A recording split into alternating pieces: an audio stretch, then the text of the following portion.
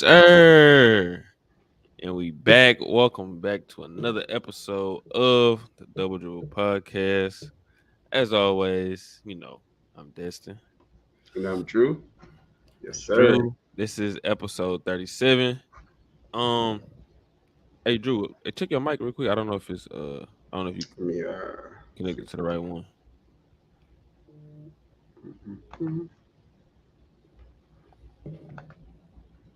But we back in episode 37.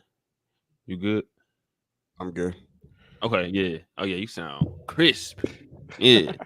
Sound crisp now. So this is our season preview.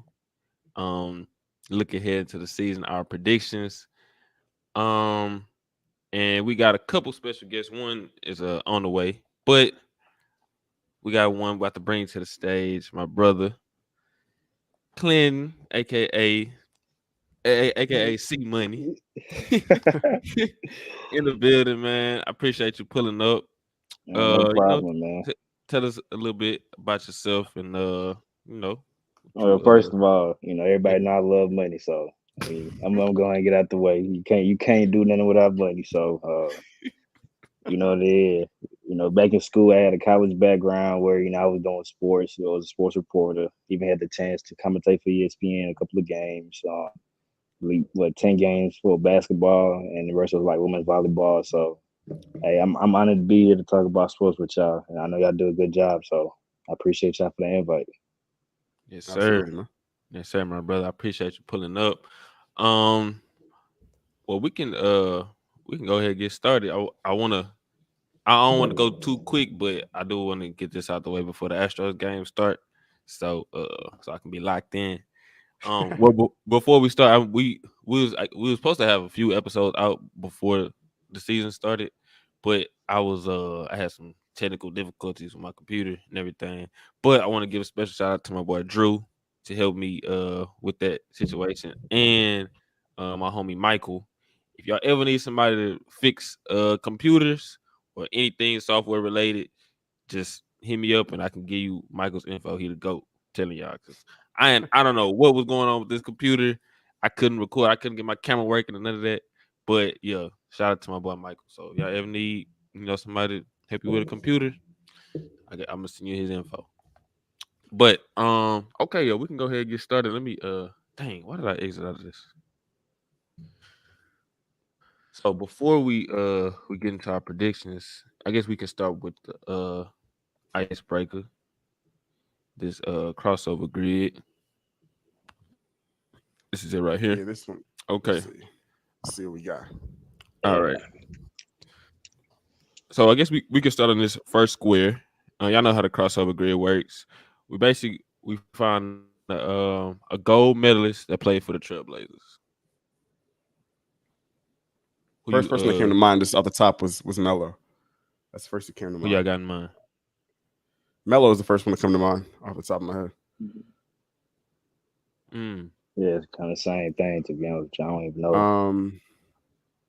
I thought There's- about first person that came to mind was Dame, because he did win with them the after the COVID year. I think like 2021. He was on Yeah, that okay. team. Which one do you think would have like a lower percentage? Because I don't think a lot of people would think about Melo just because it was the Trailblazers. But then again, you said that was the first thing that came to mind for you. So Yeah, I think it's mostly because Melo to me is more known for his gold medals. Like I think he has the most, right? Right, I think he has the most, right? Currently, Yeah. I think KD, maybe KD, because KD won in 12, 16, and in 21. I know Melo won in 08, 12, What and about I would think Sabonis or not? Sabonis. Did he win one? Sabonis, yeah. I Did he don't win a think he gold won medal one. though?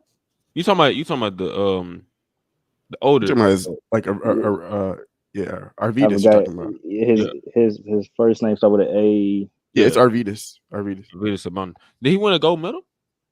I don't think so. believe so. Did he? Unless, I mean, he probably just won a medal, but I mean, I thought it was gold. I don't know. I don't know if they came first place. That's with was that with Serbia? Is that the country he's with? Nah, Lithuania. Lithuania. Yeah, he might have. I don't think that. Where he might have.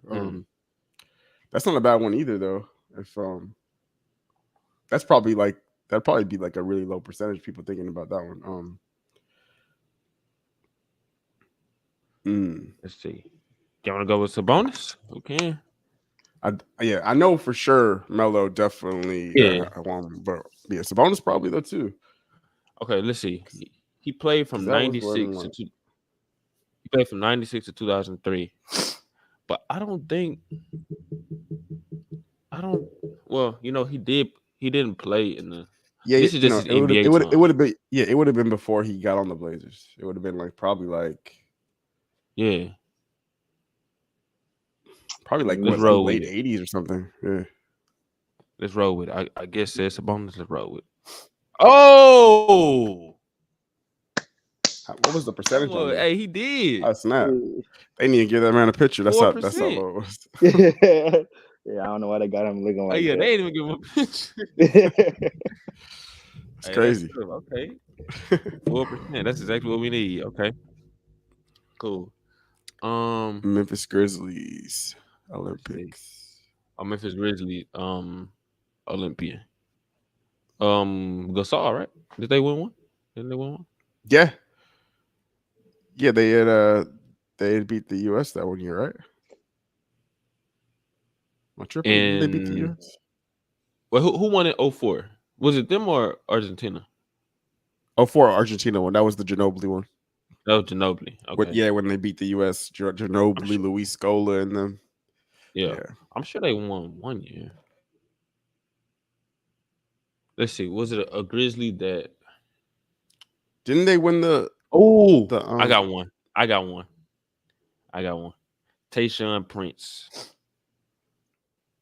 Oh, wasn't he on the 08 team? And he did play for the Grizzlies at one point.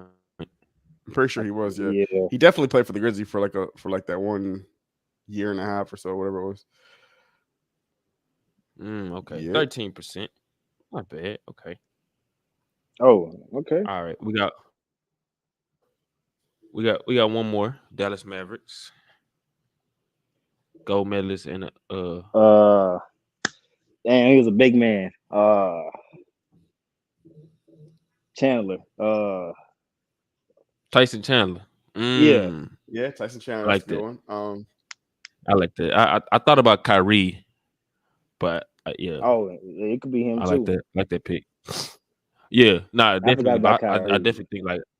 I definitely think Tyson Chandler will be like a lower percentage. I don't think too many people remember him on that 2012 team. That's surprising. Yeah, let's see. Let's go.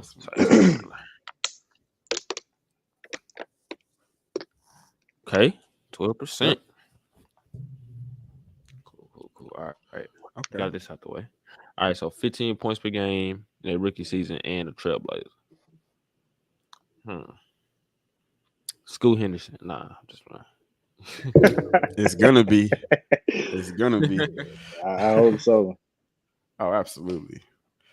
I mean, Dame. Yeah, Dame. Obviously, Dame for sure. Yeah, he had a really good rookie year. Brandon Roy. Pretty sure. Clyde.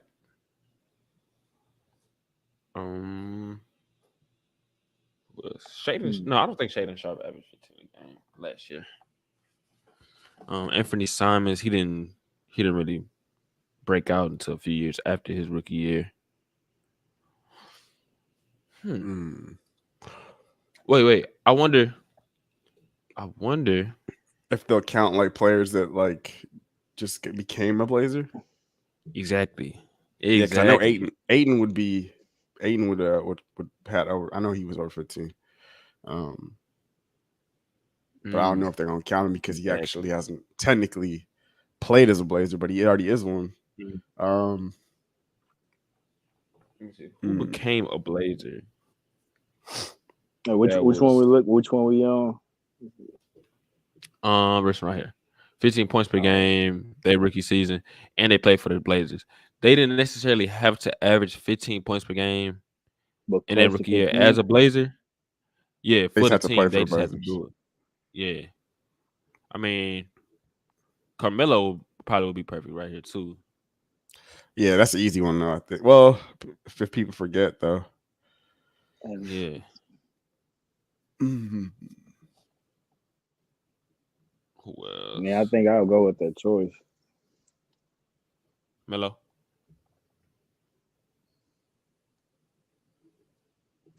I mean, that's what I can think of right now. That's the first Yeah. person. I know like Brandon Roy is another one that comes to mind, but he's probably gonna have a higher percentage, I think. Mhm. Because Brandon Roy would definitely over 15, but Okay, Carmelo, Yeah, yeah, I don't only know. 8%. yep. Because a lot of Okay. people aren't gonna think about him as a rookie, Mhm. and the Blazers, So that's Yeah. a good one. Okay. Okay, another one, 15 points per game, and a Memphis Grizzly. Memphis They were a Grizzlies. rookie. Ja, of course. Ja, I'm about to say that's easy. Yep. Yeah, Ja for sure. Let's see. Anybody went to the Grizzlies in one of their like twilight years? 15 points per game. Grizzlies.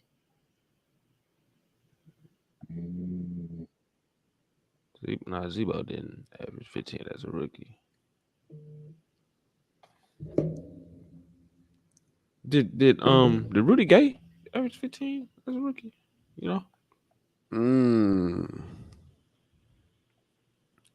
I would think. I mean, I should hope so. That's tough. I'm not sure. I don't think he did.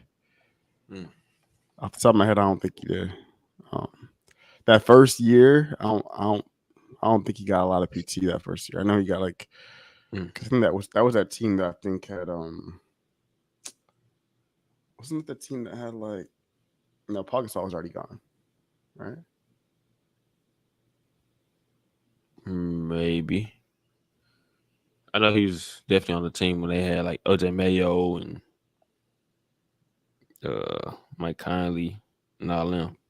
Yeah, they got there in 07. I think that was 07, 08.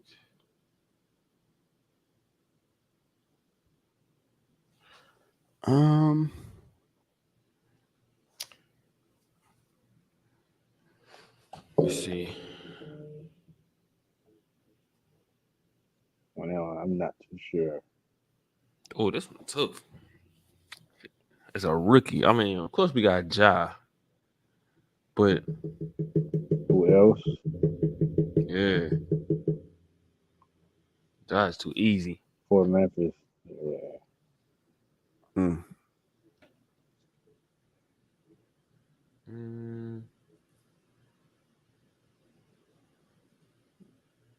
I wonder if Powell did.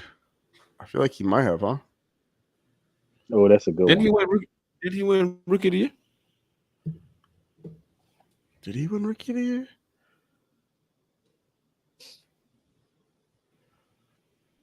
O2. Who's the O2 Rookie of the Year? I mean, 03. Yao Ming. That was Yao Ming draft, right? Yeah, Yao Ming definitely was Rookie of the Year.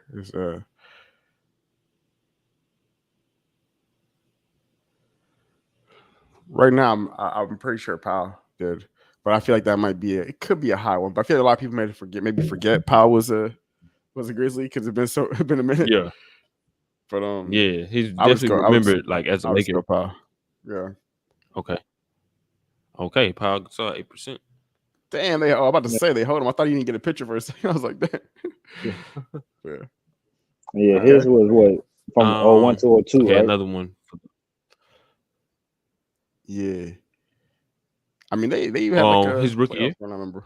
Yeah, his rookie year 01 02 for the Grizzlies. Mm-hmm. All right. Yeah. I was 02, 03, yeah. An extra 15 points per game. We could go. First person, Luka. Yeah, Luka for sure. Kyrie Dirk definitely probably comes to mind. I'm pretty sure Dirk did. Yeah. There's a lot of options for that. And it could be anybody Drew, that played for them, so it doesn't have to be on the team. team. You know how? But what about Darren Williams? What you said? His rookie year. What about Darren Williams? His rookie year. He averaged 15. I know he played for them. I'm pretty sure he did. Yeah. Oh, hold on. No, scratch that. Vince Carter. Carter. Oh, absolutely. Yeah. Yes. Yeah. Oh, A yeah. lot of people don't forget that he played for them. Yeah.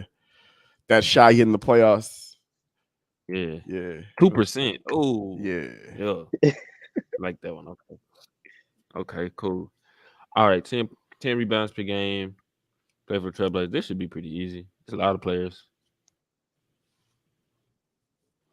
Didn't Hassan Whiteside average 10 rebounds per game? Like some point. I'm pretty sure he had. I would think. Yeah, he definitely. He did. Because they were going crazy, especially those first couple of years. People were gassing the hell out of him. So yeah, he definitely up there. Okay, he gotta be 6%. Okay, 6%. Hassan Whiteside. Grizzlies 10 rebounds per game. I thought about Valanciunas. I thought about Zach Randolph. Yeah, Zach Randolph for sure. But I think a lot of people would salute to my boy Dev. What's up, Dev? Appreciate you tapping in, man. Oh, put this on there. Grizzlies 10 rebounds per game. Let's see.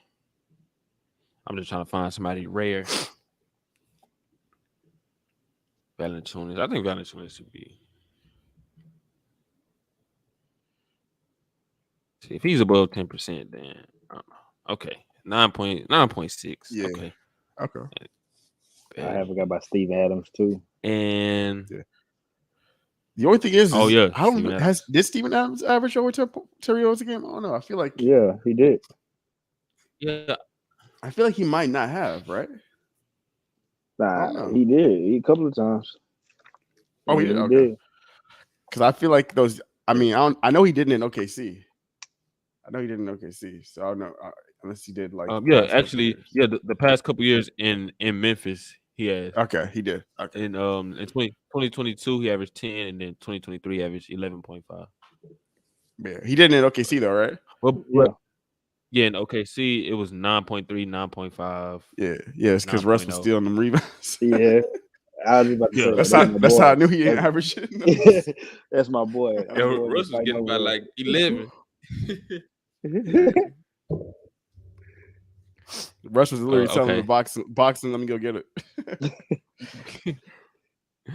All right, and the last one, 10 rebounds per game for the Dallas Mavericks. Let's see. I want to say DeAndre Jordan. I don't know if that's too easy or Tyson Chandler. Well, we already got Tyson Chandler. I don't think we can put him in. But yeah, DeAndre Jordan. I forgot how to say bro name. Zaza. I forgot. Did Zaza really average Terry? He probably did. I think. See, you know who I thought about too, because I want to find somebody who's super rare. I thought about JaVale. I don't know if JaVale ever averaged 10 though. Because Porzingis. I mean, yeah, he averaged 10. Has he? I don't know. He ain't a big rebounder. But he has though for a season, yeah. I wonder if Eric Dampier ever averaged 10 rebounds. Y'all remember that? I remember Dampier. Let me see. We got one guest left. I want to be an ultra rare. Did Christian Wood average 10? I don't think Christian Wood. I don't know. No. The easy one too. I know Luka too, but that would be an easy guess. Yeah. Well, no, I don't think Luka ever averaged 10. Yeah, Nah, he was like at 9, 8 or 9 9. for sure. Not all the way. Yeah, he I don't think be he ever close got. though. Yeah. Yeah, he be close. Let's think. I think Dampier probably did because Dirk was never like a huge rebounder like that. So I feel like he Well, Eric, was. okay. Roy. I ain't. I be having hard time with the people last name remembering. Like either I remember their first name or their last name. But he's played for them. What was his name? You know, Roy, part of it. Roy Tar. Try to put Roy and then put TA Let me see. TA and see if it's gonna pop up. Roy.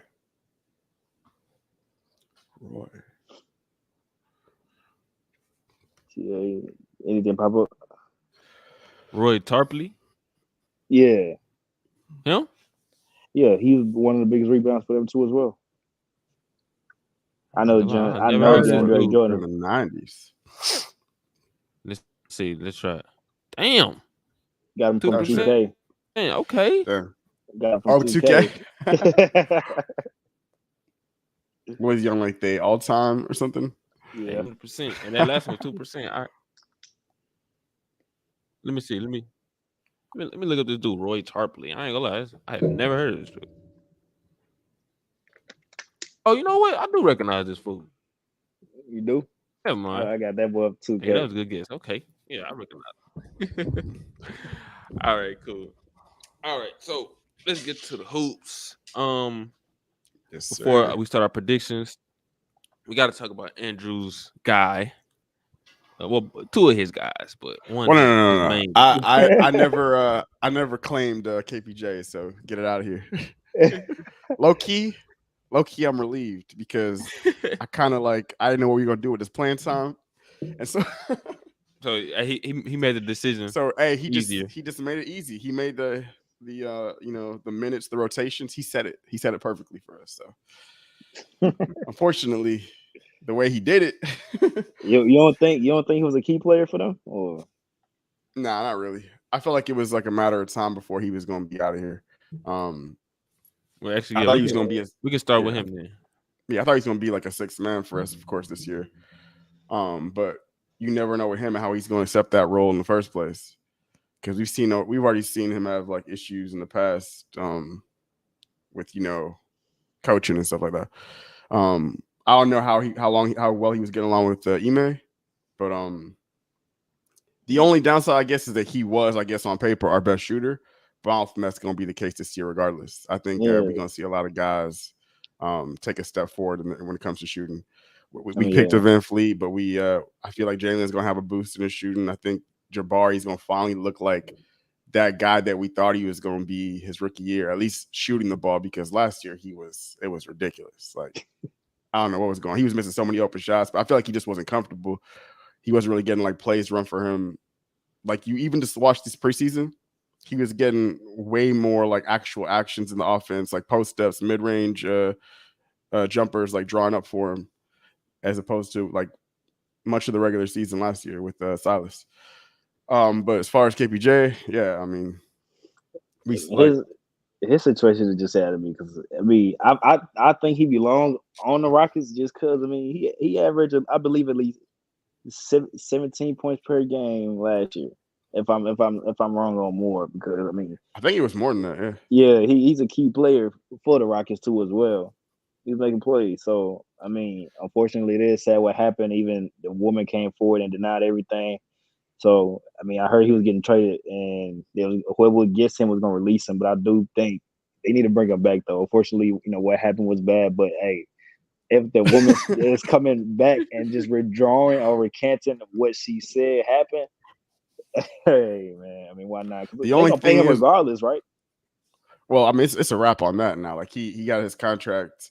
Like he already got paid the guaranteed part, but most of the contract was not guaranteed because they set it up. Yeah, they set it up that way. When he signed the extension before last year, they kind of had some trepidation about signing him because he has some issues during like his first year with the Rockets, and then during his last year with the Cavs, like where he like got into like heated blow-ups with the coach in Cleveland. He got into he just like I think he just left the game with the Rockets that one. Remember? Like he just left like he was on the bench and he just walked out. I thought he got in like an argument on the bench and then just didn't come back. He just said like I'm not on the bench in the locker room and just didn't come back. Yeah, that's what it was. He just didn't come back after halftime or something like that. Like just basically dipped on the game. Yeah. So like they're like, even when they gave him the contract, we don't really know if we could trust this dude to, you know, not have some kind of issues. They know it's gonna be like domestic violence or something like that. But yeah, so that to me, you pretty much just the optics, they're not gonna get him back. They're not like, even if like it was to come out that everything was fake, nothing happened, which I don't believe. Even though she's saying that like she recanted or whatever she's saying, I think that I'm looking at a little bit sus because the timing, right? It's like he gets traded and then he gets cut and now the story changes. But it's not like, yeah.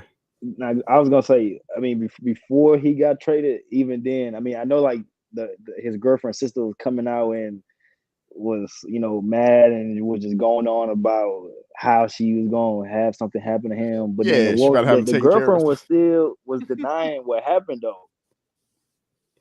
I thought she didn't say nothing. I thought she didn't like. She at first she was quiet, but then later on she ended up saying something. She was like, you know, she tried to make everything seem cool, and then now she recanting what happened, saying, you know, there is no proof that, you know, he did harm to her, all that, you know. See, from what I gotta see, like, did she say anything else on it? Because the statement, I only saw what. So Desto sent me like a look, like a link to what she said, and what she said was basically that like there's no truth to anything about him hitting her. Like he never hit her or anything like that. He never punched me in the face, but it was very specific what she said there. She didn't say like he never strangled me, right? And I remember like the assault thing was saying, the claim was like, I remember the initial assault charge and the whole thing was that he like tried to choke her and strangle her. She didn't deny that. She just said he never hit her. It's almost like I felt like the way her response was sounding like she was kind of playing around the truth, like, oh, he never hit me. But that's like, but you didn't deny the part about him strangling you. And then I think that like the report was that they found her with like she was like she was bleeding, or they found her like in the hallway or something. Like I don't know if she actually called the police herself. I feel like somebody else called the police. I had just pulled it up, and then to what she said my injuries don't support any of those claims. He didn't hit me. He never brought his fist up and hit me, and he definitely didn't punch me in the face numerous of times. That is a lie. I don't have any injuries to support that. So, see, so that to me sounds like she's kind of playing around the truth. Like, oh wait, he never hit me. Like, why are you being so specific? Just be like, he never harmed me whatsoever. He never put his hands on me, right? Yeah. Or like nothing. But she's saying he never hit me. Like, so I remember the charge said that he got arrested for strangling you. So, like, did he right? So maybe be like, ooh. Strangling. So like, yeah, I'm like, yeah, am I tripping? Like, didn't I say like, look at the KPJ arrest? Like, what was he arrested for? I thought it was like for like strangling her or some shit. Like, yeah, pretty sure. I remember just saying. I thought it said like battery or something like that. Yeah, it's all underneath the same thing though. Yeah, but she was like, I feel like she was and it's a combination. She probably like it could be multiple. Oh, it says assault. Assault. Yeah, like I'm kind of. Let me see what it says. Okay, here we go. So yeah, so it says. I'm gonna use restroom real quick. Yeah, I got you. So it's like, yeah, KPJ charged with assault and strangulation in New York per report. And this allegedly assaulted his girlfriend. Yeah, it says charged with assault and strangulation involving. It says he was returning from a night out at the hotel where he and her were staying. She was upset when I guess she was upset with him for some reason, and he returned to a locked door.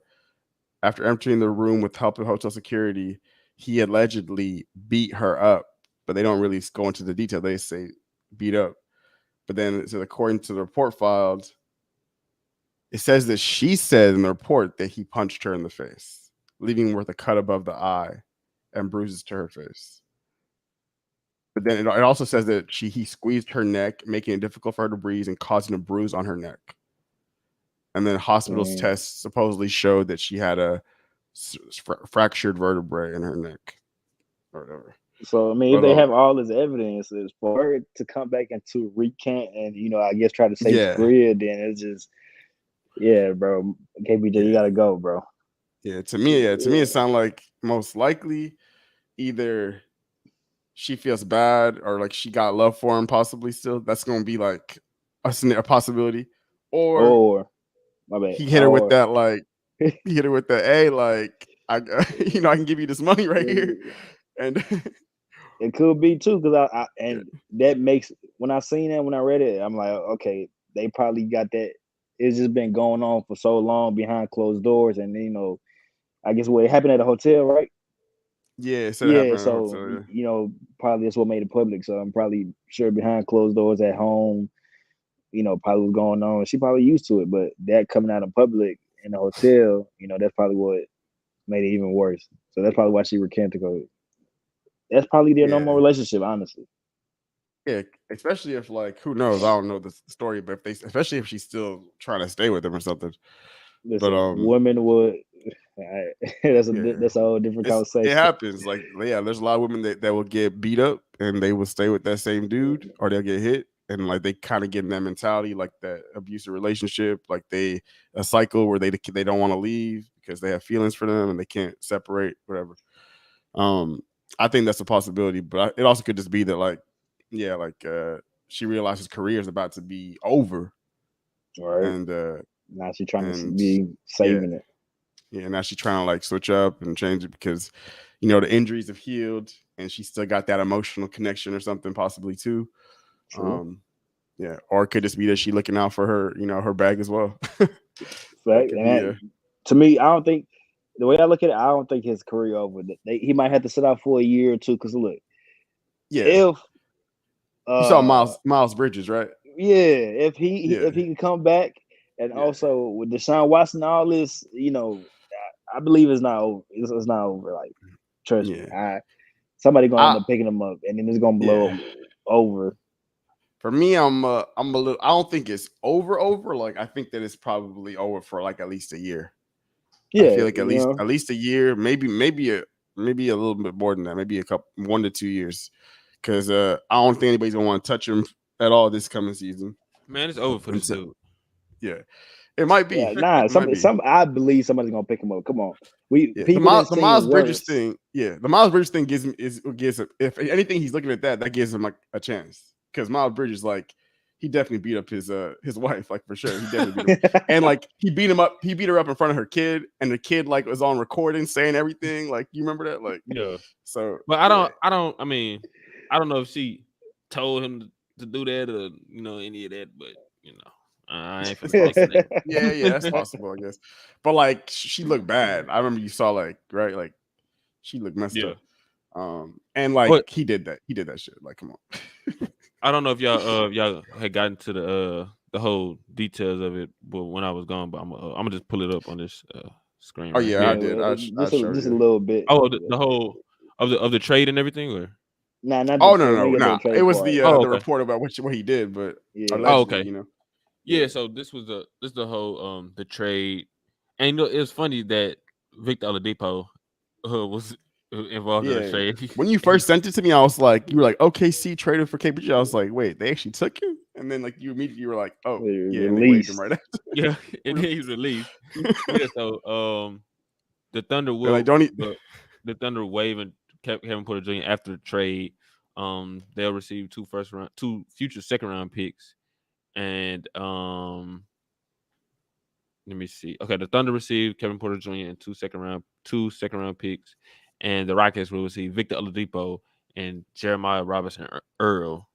And it's funny that they got Victor Oladipo because when the Rockets tried to keep him a few years ago, he turned down what was it, a 2 years, $60 million?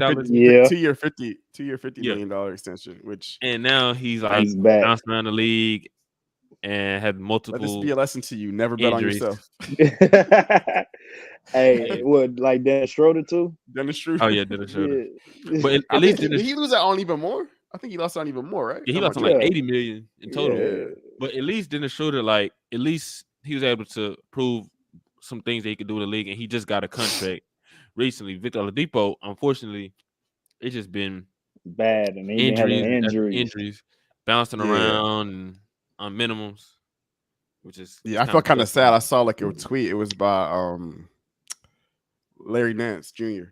He was like, yeah, he was like, he man, was Victor like, he was like, Oladipo, 2018 Victor Oladipo was one of the toughest players in the league for me to guard. Like, yeah, and like I remember, nah, he was like, crazy. yeah, that year and a half before he got hurt, Yeah. like he was looking like he was going to be like he was a star. Like he was about to take a little leap he was right a legit there. star. Like he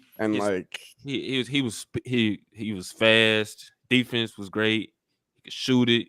I mean, he had that little move too, where like it was a little different. Like he would like do a size up at the 3-point line, and then like kind of pop, like do a quick little pull up into the three. Yeah, he was like he made that like a big part of his game. Like we didn't really see that a lot. Yeah, and he can get to the rim and dunk. And I remember like in that series they had versus the Cavs, man, nobody could guard him. Like literally nobody. Like he'll get a switch, he'll back up, he'll go full steam ahead at you, and he'll either go right or he'll do in and out and go like left or something like that. Oh no, he'll go left or do it in and out and go back right. And nobody could stay in front of him. Like not LeBron, not J.R. Smith, none of them. Like they couldn't do nothing. Man, I remember I was pushing some crazy narratives that year too. I remember I was saying like I was like Oladipo's better than Westbrook now. Wow, man. That year I remember. Hey, by the way, actually though, low key, go look at 2018. But by the way, I didn't. I guess you forgot to mention that, Clinton. Westbrook, your favorite player. Yeah. This dude, Andrew. Just forget what I said. I didn't say nothing. This dude, Andrew, is a Westbrook. How do I say? Critic. Just say critic, man. I'm not a hater. I'm a critic. He reminds me of this guy, right, named Myron. He's be my boss, man. Every time I see him, man, he try to remind me of something Westbrook did, saying Westbrook not going to win the ring. So he pretty much try to criticize or critique Westbrook on everything. But y'all gonna come around sooner or later, though. Oh no, man, that ship sailed, man. All right. Yeah, it's crazy. So I was just reading this to say, Kevin Porter Jr.'s time with the Houston Rockets is over after the team agreed Tuesday to trade him and Paris 2 second-round picks. So Oklahoma City Thunder. The Thunder announced the deal Tuesday and said Porter Jr. will be waived immediately. So they're not even trying to do nothing. Porter Jr. is owed nearly $15.9 million for this season, and additionally $1 million that was guaranteed for next season. The Rockets already told Porter getting paid. My bad. Go ahead. No, what'd you say? No, I have telling Drew that he's still getting paid. Yeah, he is. I think his contract isn't fully guaranteed. Yeah, he gets like 16 million out of it, I want to say, but it was supposed to be like the extension. I think was like 40 or 50. He's not getting the rest of it. Yeah, but I think and y'all spoke on it too. Porter was arrested after an alleged attack on his girlfriend, former NBA player Kyrie's. I don't know how to say her name. Kyrus, I don't know. Whatever. Okay. No, I didn't see that. I didn't peep this part. So it says Porter was arrested for an alleged attack. It says one assault charge against Porter was dropped this week for insufficient evidence. That might be the punches assault charge that she was denying. It says that was dropped, but it says that he still faces. I guess she was real technical about it. Yeah, because look, it says it says he still faces a strangulation charge and another assault charge in relation to the alleged see, so I think that's the part that she was saying that he didn't do that got dropped probably, but she didn't say anything about him not strangling her, which I think that's what he's still facing. Yeah. Later on, who knows, she might come back and be like, well, since y'all say I didn't say that, he didn't strangle me too. She might have to recant that back too as well, but who knows? But the whole situation is sad for me because I did like KPJ, but he gonna have to sit out for a year and then come back later. Man, Well,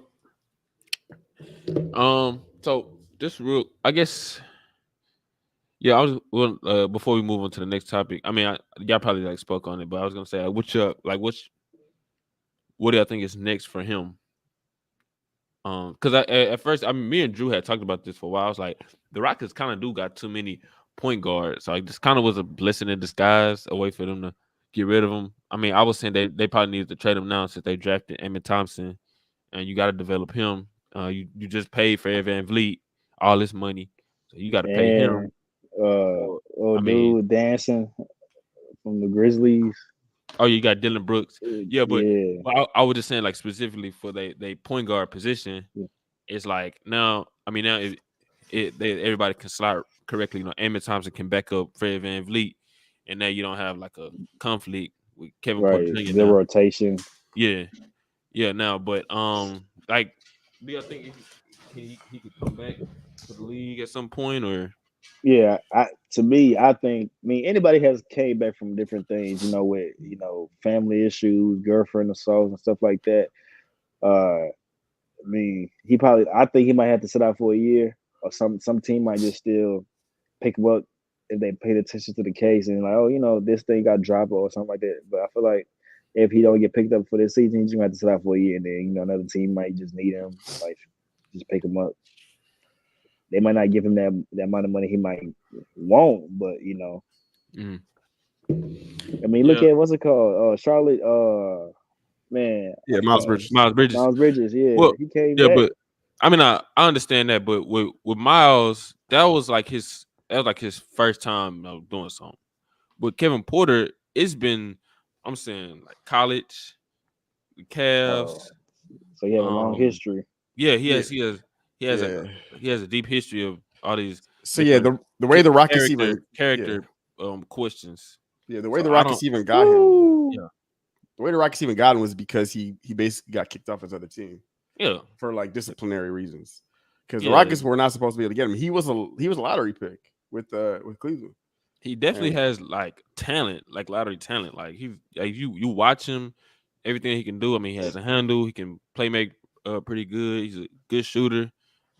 His IQ is solid, from time to time. And you can see when you watch him, you see the talent, athletic. Man said IQ is solid from time to time. From time to time, I see him make good IQ plays. I don't think like his, because he's not a real point guard. No, I'm not disagreeing with you. I just like it's just funny. It's just funny because I agree. Yeah, it's time to time, but yeah. But I don't know. I mean, I don't know. I kind of. It sucks for him, but I mean, I don't see how he can really just get back to the league after all the everything that happened. But we'll everything see. is possible though. When people, somebody might. It's possible. I feel like people try to give people second chances to improve themselves. But this would probably be like his fourth or fifth chance, though. Yeah, that's the hard part. That's the hard part for me to believe. I didn't know his history was that deep. I did know about the Cavs, but I didn't know it started in college. So yeah. So it says, let's see. He goes like in August 2020, he was accused of punching a woman in Cleveland and pulling her hair. It never was. He never was charged. Yeah, he never was charged, but it was allegations that he punched. This dude is a man. He's a woman beater. It says in the incident, the woman alleged that Porter ripped out her weave while she was arguing with his sister. And it's not funny, but it's funny. And then it says in November 2020, when he was a member of the Cavs, he got arrested for being in possession of a loaded gun without a license to carry after getting into a car accident.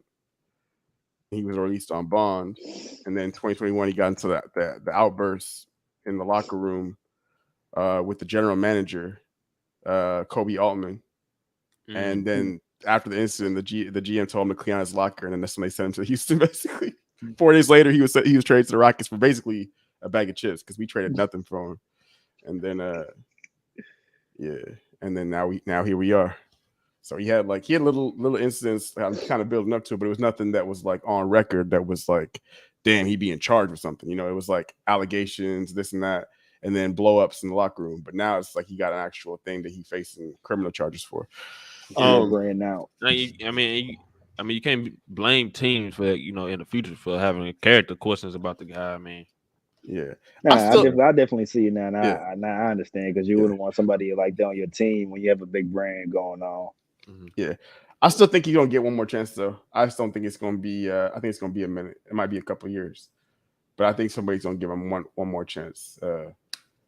Some team out there is gonna be looking for like a guard or something. He got to show though. He got to go through the whole community service, rehab, rehabilitation, whatever, and like show like he's really made that took a step forward, and like then they'll be like, oh, like he paid his dues kind of thing, and they'll give him another chance because the Miles Bridges thing is what gives me hope for him to possibly get back in the league, but it's gonna be as a bench player for sure.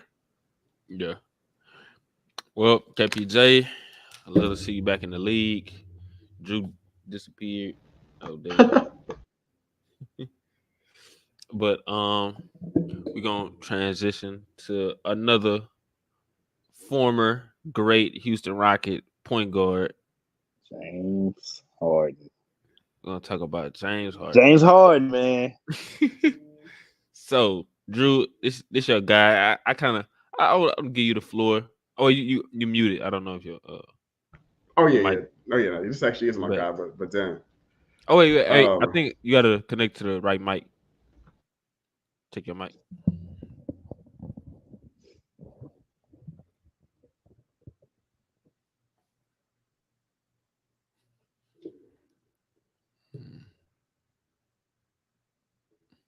Dang, man, they say you're a fake Rockets fan, man. How am I a fake Rockets fan? Hold up. I was a Rockets fan before Harden. Get out of here. But that's still my guy. So I'm a root for him when he's not playing the Rockets. I'm a root for him to make it happen, have some success possibly. I don't know if it's ever gonna happen at this point. But yeah, I mean, it's clear him and Morey that looks like that's just unsalvageable at this point. They're not.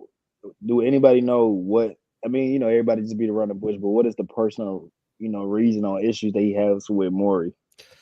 So it's still a little bit of speculation on that, but we know that he thinks that he betrayed his trust or he lied to him.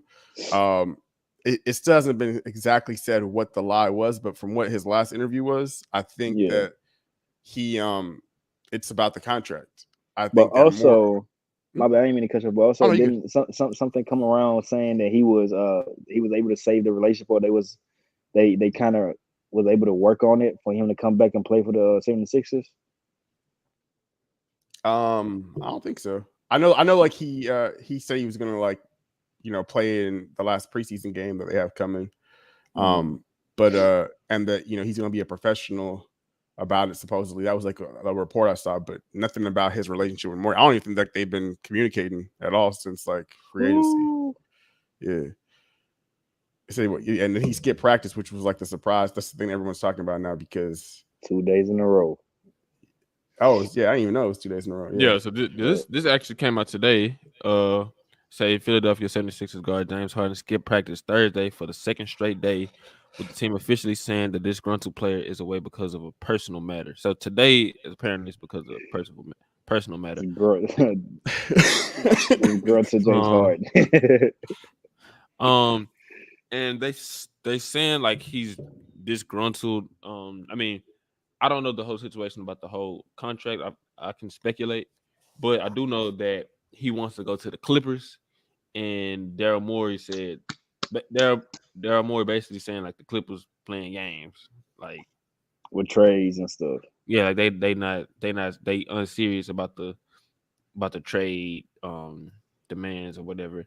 And Daryl Morey, I think Daryl Morey is content on not trading with them and just having James Harden miss money and whatever. I mean, I kind of agree with him, but he said like the Clippers trade offers is unserious because they don't even want to give up Terrence Mann. Like he basically said like if they ain't gonna give up Terrence Mann, then like what are they even doing? Like they clearly aren't serious about making a trade because let's be honest, Terrence Mann, he's a solid role player, but he's not even a starter.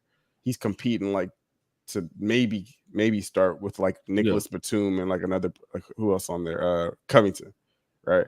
So yeah, like they're not really serious. And the reason why I think it's not because like they value Man over Harden or whatever. I think is that they know that Harden pretty much said that he wants to go to the Clippers, right?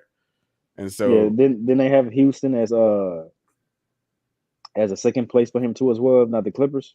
Yeah, but it was never really technically confirmed. But yeah, there was reports that like that he from Udoka or whatever as well that he was trying to come to Houston, but Udoka wanted to go. He wanted VanVleet. He wanted to go another direction because I guess like the play style. He said that he didn't fit the way he wanted to play or whatever. And so yeah, but I don't really know if how much the Houston thing was, how genuine it actually was. I think he was using Houston the whole time to try and get an offer from Philly to try and raise like that contract offer. Yeah. Because I remember like that there was rumors of that during the season last year, like mid-season with Philly. And I always thought it was like, nah, I think he's just trying to get them to give him a bigger contract, give him like a close to a max extension type of thing. And then when free agency came, Philly didn't really offer him anything. Like they were like, basically, you're gonna play out this next year, and then we're gonna see what you do. And clearly that's where I think he feels betrayed and like he was lied to. His whole trust was violated because it sounds like from what he said, I'm gonna see if I can pull up the interview real quick and show a clip of it, but it sounded like the thing that he feels more he lied to him about was basically he gave him like a wink when he got there that, you know, you're gonna take this pay cut and then we're gonna give you that extension when you come up for it. And right after the season ended, free agency starts, it's just crickets. Ain't nothing. There's no conversation about the max contract. And he's like, oh, so he feels like he got played because he took the pay cut and then he didn't actually test free agency. He, you know, opted in and then didn't get that offer. And I feel like that's probably why he's salty and pissed and wants to be traded and doesn't want to like play for an organization that he ever played for again type of thing. Like he's on. Yeah. Let me see if I could hear this right here. Your head is at with your situation and kind of how you plan to proceed. Yeah. Just to like the fans, man, it's like just appreciate the support and love and you know, I mean, it's a difficult time, but for me, it's just trusting, you know, people that you've known over a decade, and you know, when I got traded here, my whole thing was I wanted to retire a Sixer. You know what I mean? Like I wanted to be here and retire a Sixer, and the front office didn't have that in their future plans. You know what I mean? So like it's literally out of my control. I didn't want to happen in being in this position, but you know I got to make a decision for my family. I understand this is a business. You know what I mean? So it's just as simple as that. You know what I mean? I come here today, I work my butt off, and do the things necessary as a professional as I would do and as I've been doing for 15 years. This was the one practice he did attend. Do you still want to get traded this season? What's up, Season? Yeah, you gotta my brother about that, but I just been here, working my butt off, and I love the game of basketball, so I'm just in the gym and putting the work in. That's all I can control. Is it difficult to be with your teammates, or can you just play the basketball when you're here and let the other stuff? Control what you can control. You know what I mean? Like I've been in this league so long and I've seen so many different things to where like I'm here putting work in. And that's all I can do. Like I work my butt off. You can say whatever you want to say about me, but you don't get, this far in this league without putting work in. And that's what I lean my hat on. So when things fail or things don't go how you feel they should go, or you just continue to work. And that's it. James, at what point do you feel like the lines of communication were fractured and this trust was lost? Here we go.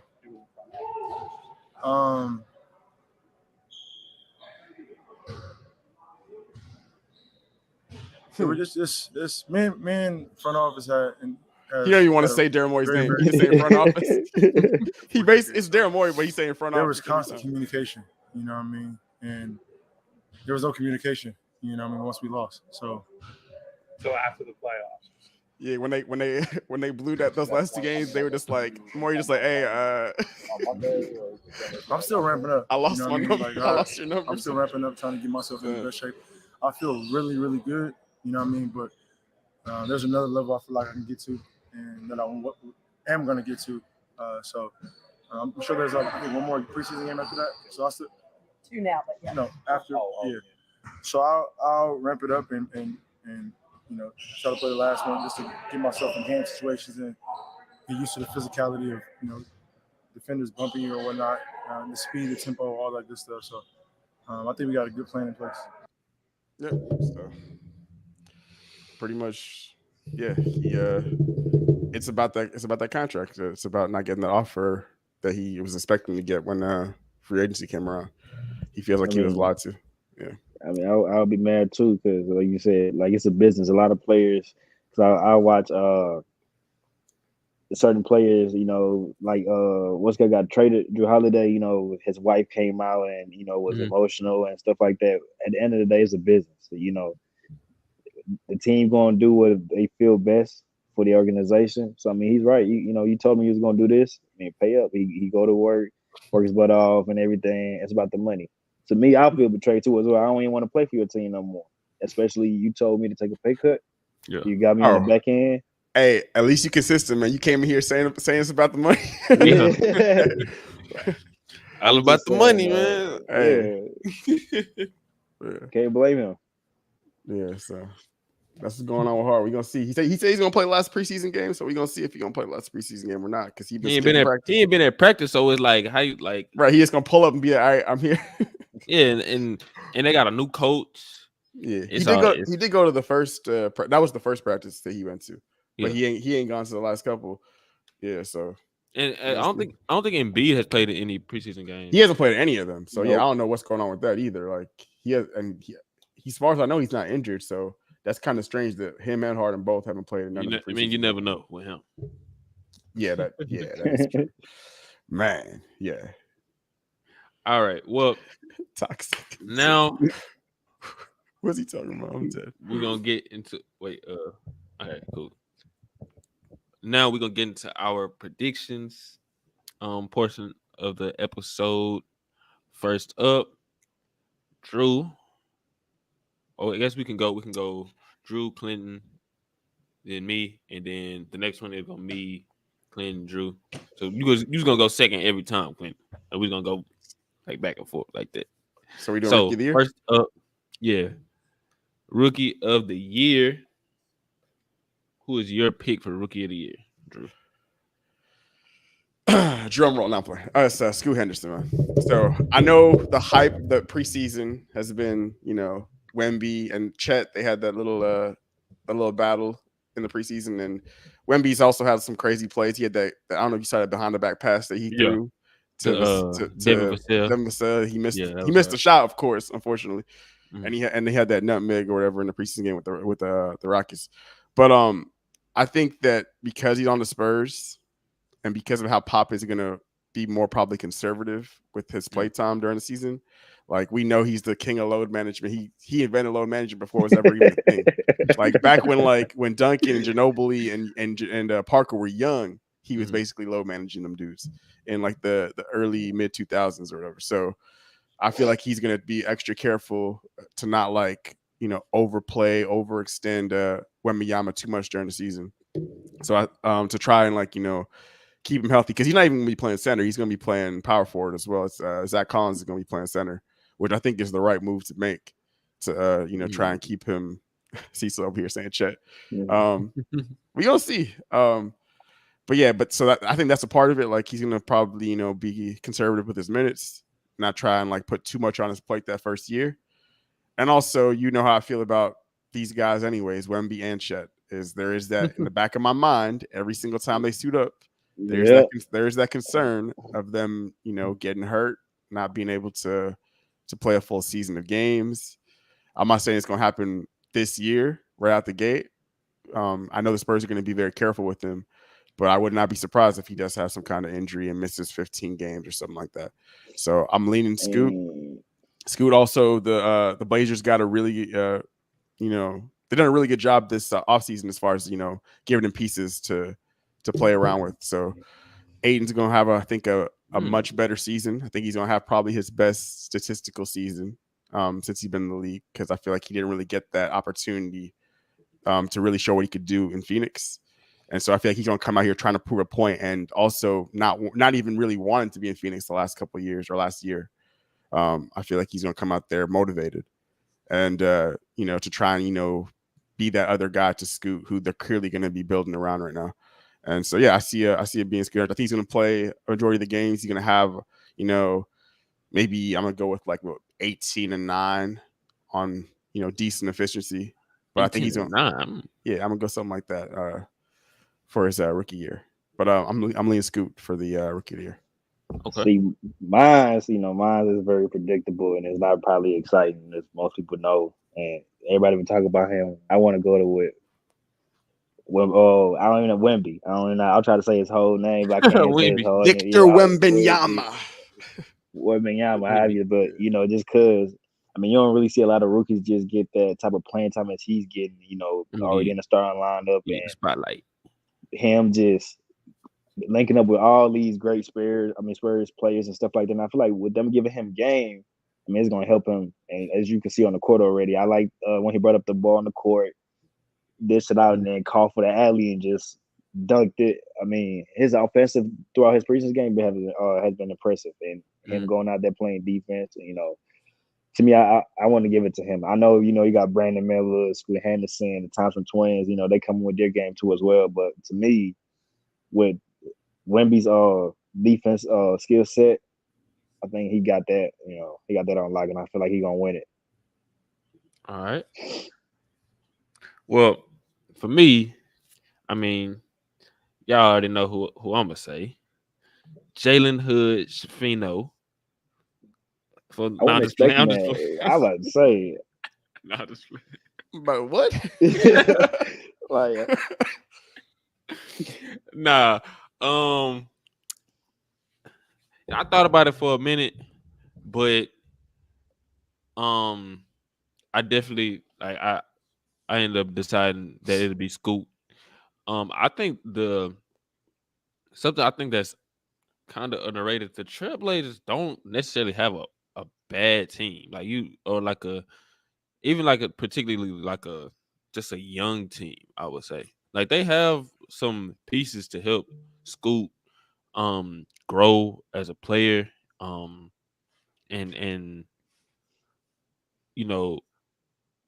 I would say like they have players that take away from his weaknesses and they help his strengths. He has Anthony Simons, who's gonna step into an even bigger role now, and he's a elite shooter, and I think he can become like a better scorer. Shaden Sharp, who's somebody who's gonna run the floor with Scoot. There's gonna be some athletic players on the court together. Somebody that plays off ball, and now you give him a legit pick and roll threat. Somebody who's has like I would say all-star talent in DeAndre Ayton. Yeah. And he definitely wants to come out and prove that with the Trailblazers. And I think Zeno want to pull up. Okay, that's cool. But yeah. So, but I'm definitely going with Scoot. I can see shit winning it. I can see Wemby,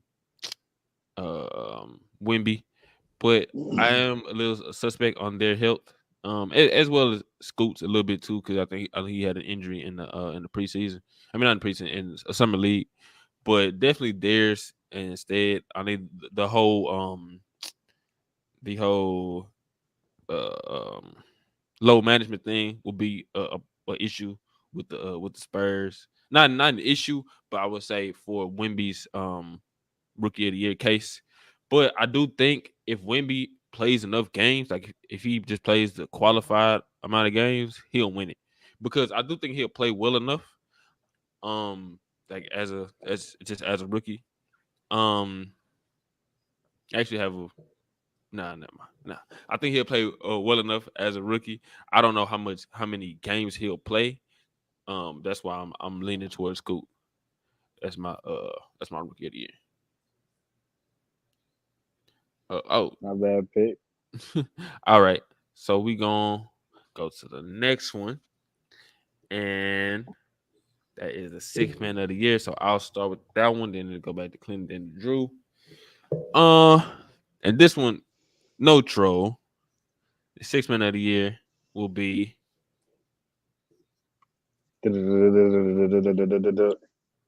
Rui Hachimura of the Los Angeles Lakers. And I don't know. I feel like it could have been better options for sixth man of the year. But I do think Rui, he's gonna be in a I think just reading like other things, he's been putting in a lot of work in the offseason with LeBron and man, I'm blanking on name right now. I don't know, the Lakers assistant coach, but he helped train Kawhi, he helped train LeBron. I think Rui is just poised to have a big season. He's a big wing. He stepped up huge for the Lakers in the playoffs. He's not gonna start this season, but he's definitely gonna have like a lot of big minutes in games, and coming off the bench.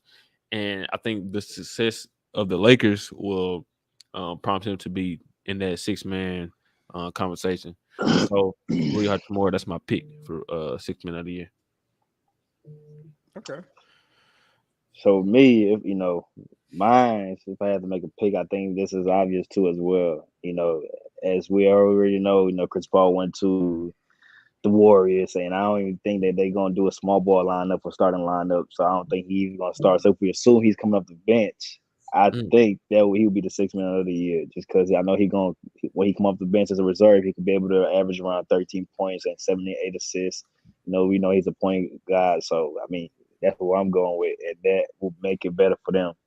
I mean, every once in a while they might start him, just in certain situations. But when I feel like they think they're in critical and they need him, but I don't see them, just lining him up with Stephen Curry, Klay Thompson on a regular basis. I mean, it don't make sense for them to go small ball. So I mean, I do think he's gonna come off the bench, and those people that he's coming off the bench with, he's gonna be able to lead them. So to me, I'm going with Chris Paul. All right, now I expect that. Chris Paul. Okay. For me, I'm going with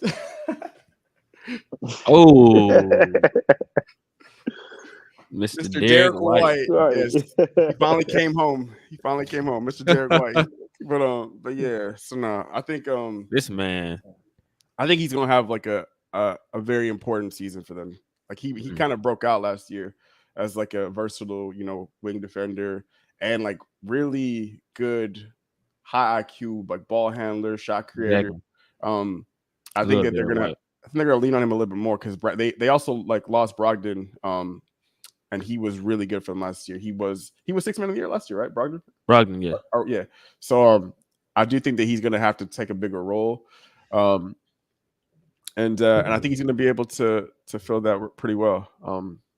I think that he's gonna really get on a lot of people's radar more than he was last year. He might even get some like, I'm not gonna say like all-star consideration or anything like that, but I think he's gonna get like a lot more props from the media and things like that for his play. Did you see recently? Like they was asking D'Angelo Russell about his defense. Once again, another thing. Shout out to D'Angelo Russell, Laker, but because D'Angelo Russell was talking about how he wants to improve a lot defensively, and you can see it in the preseason. He's definitely been more dialed in on that end. And they asked him his inspiration, and he said he wants to be like Derek White. And Derek White was actually on the all defensive team last year. And I think he was just looking at how Derek White he was definitely a positive winning player, like on both sides of the court last year. And D'Lo, at times in the playoffs, he was up and down offensively, but when it got to that Nugget series, he was kind of getting picked on, and And sometimes in Golden State as well, like he had to be like taken off the floor defensively. He said he doesn't want that to be the case for him, and he said his inspiration was Derek White. And a lot of people laughed at that, but if you actually watch basketball, you will see how valuable of a player Derek White was to the Celtics last year. Like, there was a lot of games where, like, in some of those closing lineups, I thought that he should have been out there, and they, they had, They sometimes they went with the big lineup when they had Robert Williams and Al Horford, and he was on the bench. But he definitely came up clutch for them last year for sure. Facts. All right. Next up is the most improved player of the year. Drew. All right, so this one is a little bit, it's dependent on a few things. Yeah. But I think that this is the guy that you actually had him, I think, as your first time All-Star last year. He didn't make it there. But but he it's Tyrese Maxey for me this year. Okay.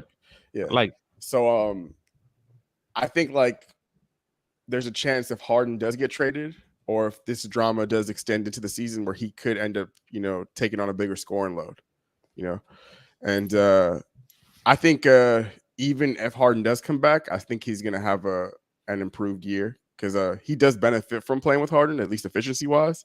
But either his efficiency is gonna go up even further, or if Harden doesn't play, then I see his overall average is going up, where I could see him averaging maybe 24, 25 points a game, possibly something crazy, compared to, at least I think he was like an 18, 19 last year. I think he was like 19 points a game last year. Max? Yeah. I'd have to go check, but I think he was around, I think he was just under 20. But yeah, I could see that being a possibility, because I think that Embiid's scoring is going to take a drop back than what it was last year. I think he was averaging, he led the league in scoring last year. He was averaging like 32 or 33 points a game. And depending on, like I said, depending on how this hard situation goes, I think that's going to be a drop back for Embiid in the scoring. Also, I just don't think he's going to be trying to go like crazy like that this year. He got his MVP. They need to focus on the postseason. They got to have a good season and just, be able to actually stay healthy as, you get into those second round games where he really needs to be available. So I think that they're going to lean more on Tyrese.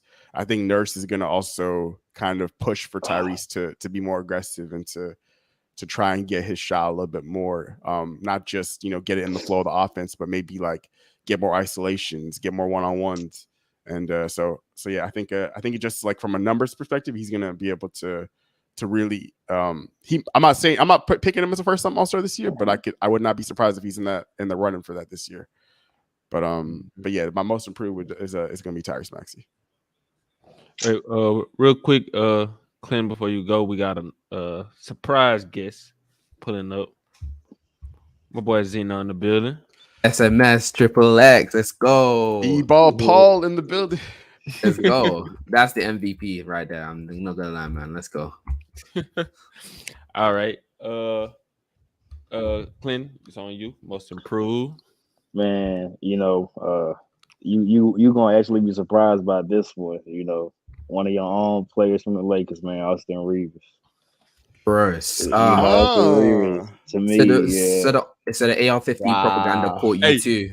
Hey, let him go. Let him go. Let him get this amazing takeoff. Yeah. Glaze. Yeah, just because during the regular season, he coming for you, Zeno.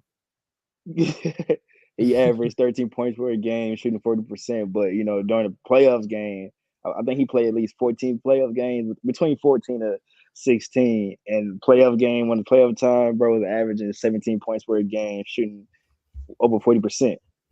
So to me, that's standing out well, and he quickly emerged as a star. Everybody likes him now. My guy now has a I am not pulling for that. For who? Austin Reeves?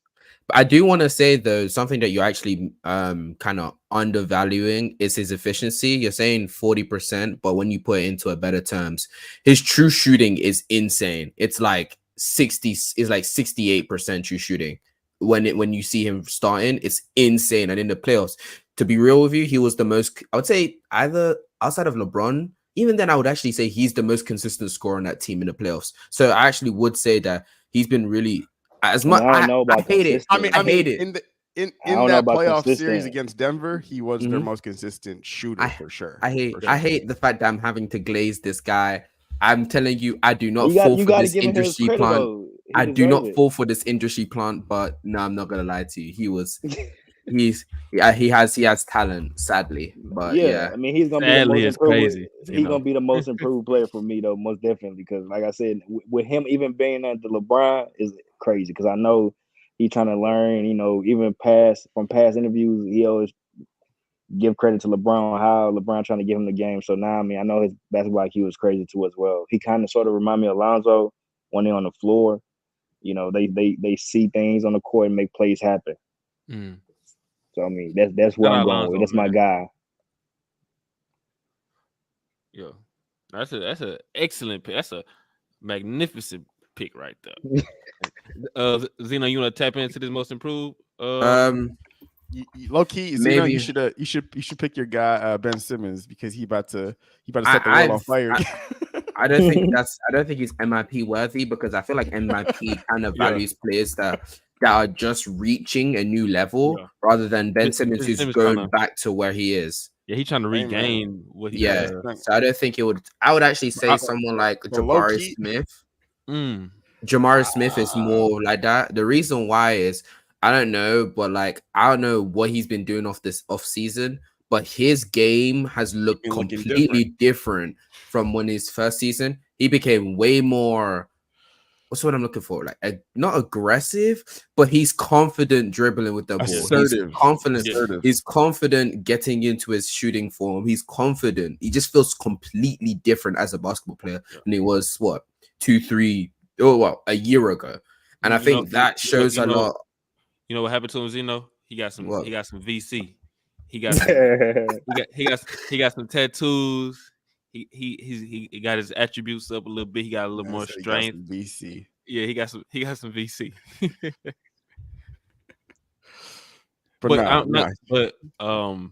Man, I ain't gonna lie. It's crazy. I didn't think about Maxey this year.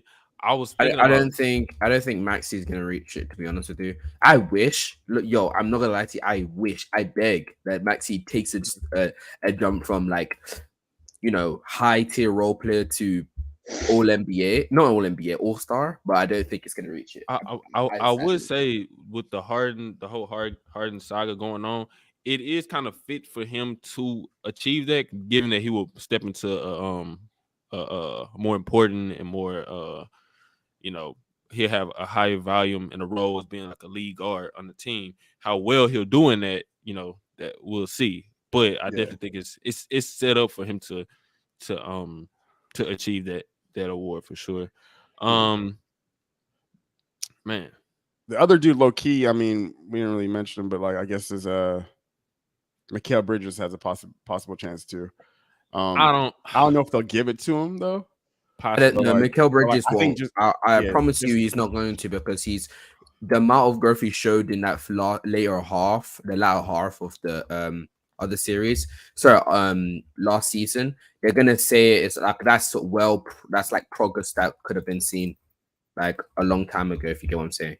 Yeah, I don't think the argument for him is like if he has like a significant jump statistically, like if his exactly.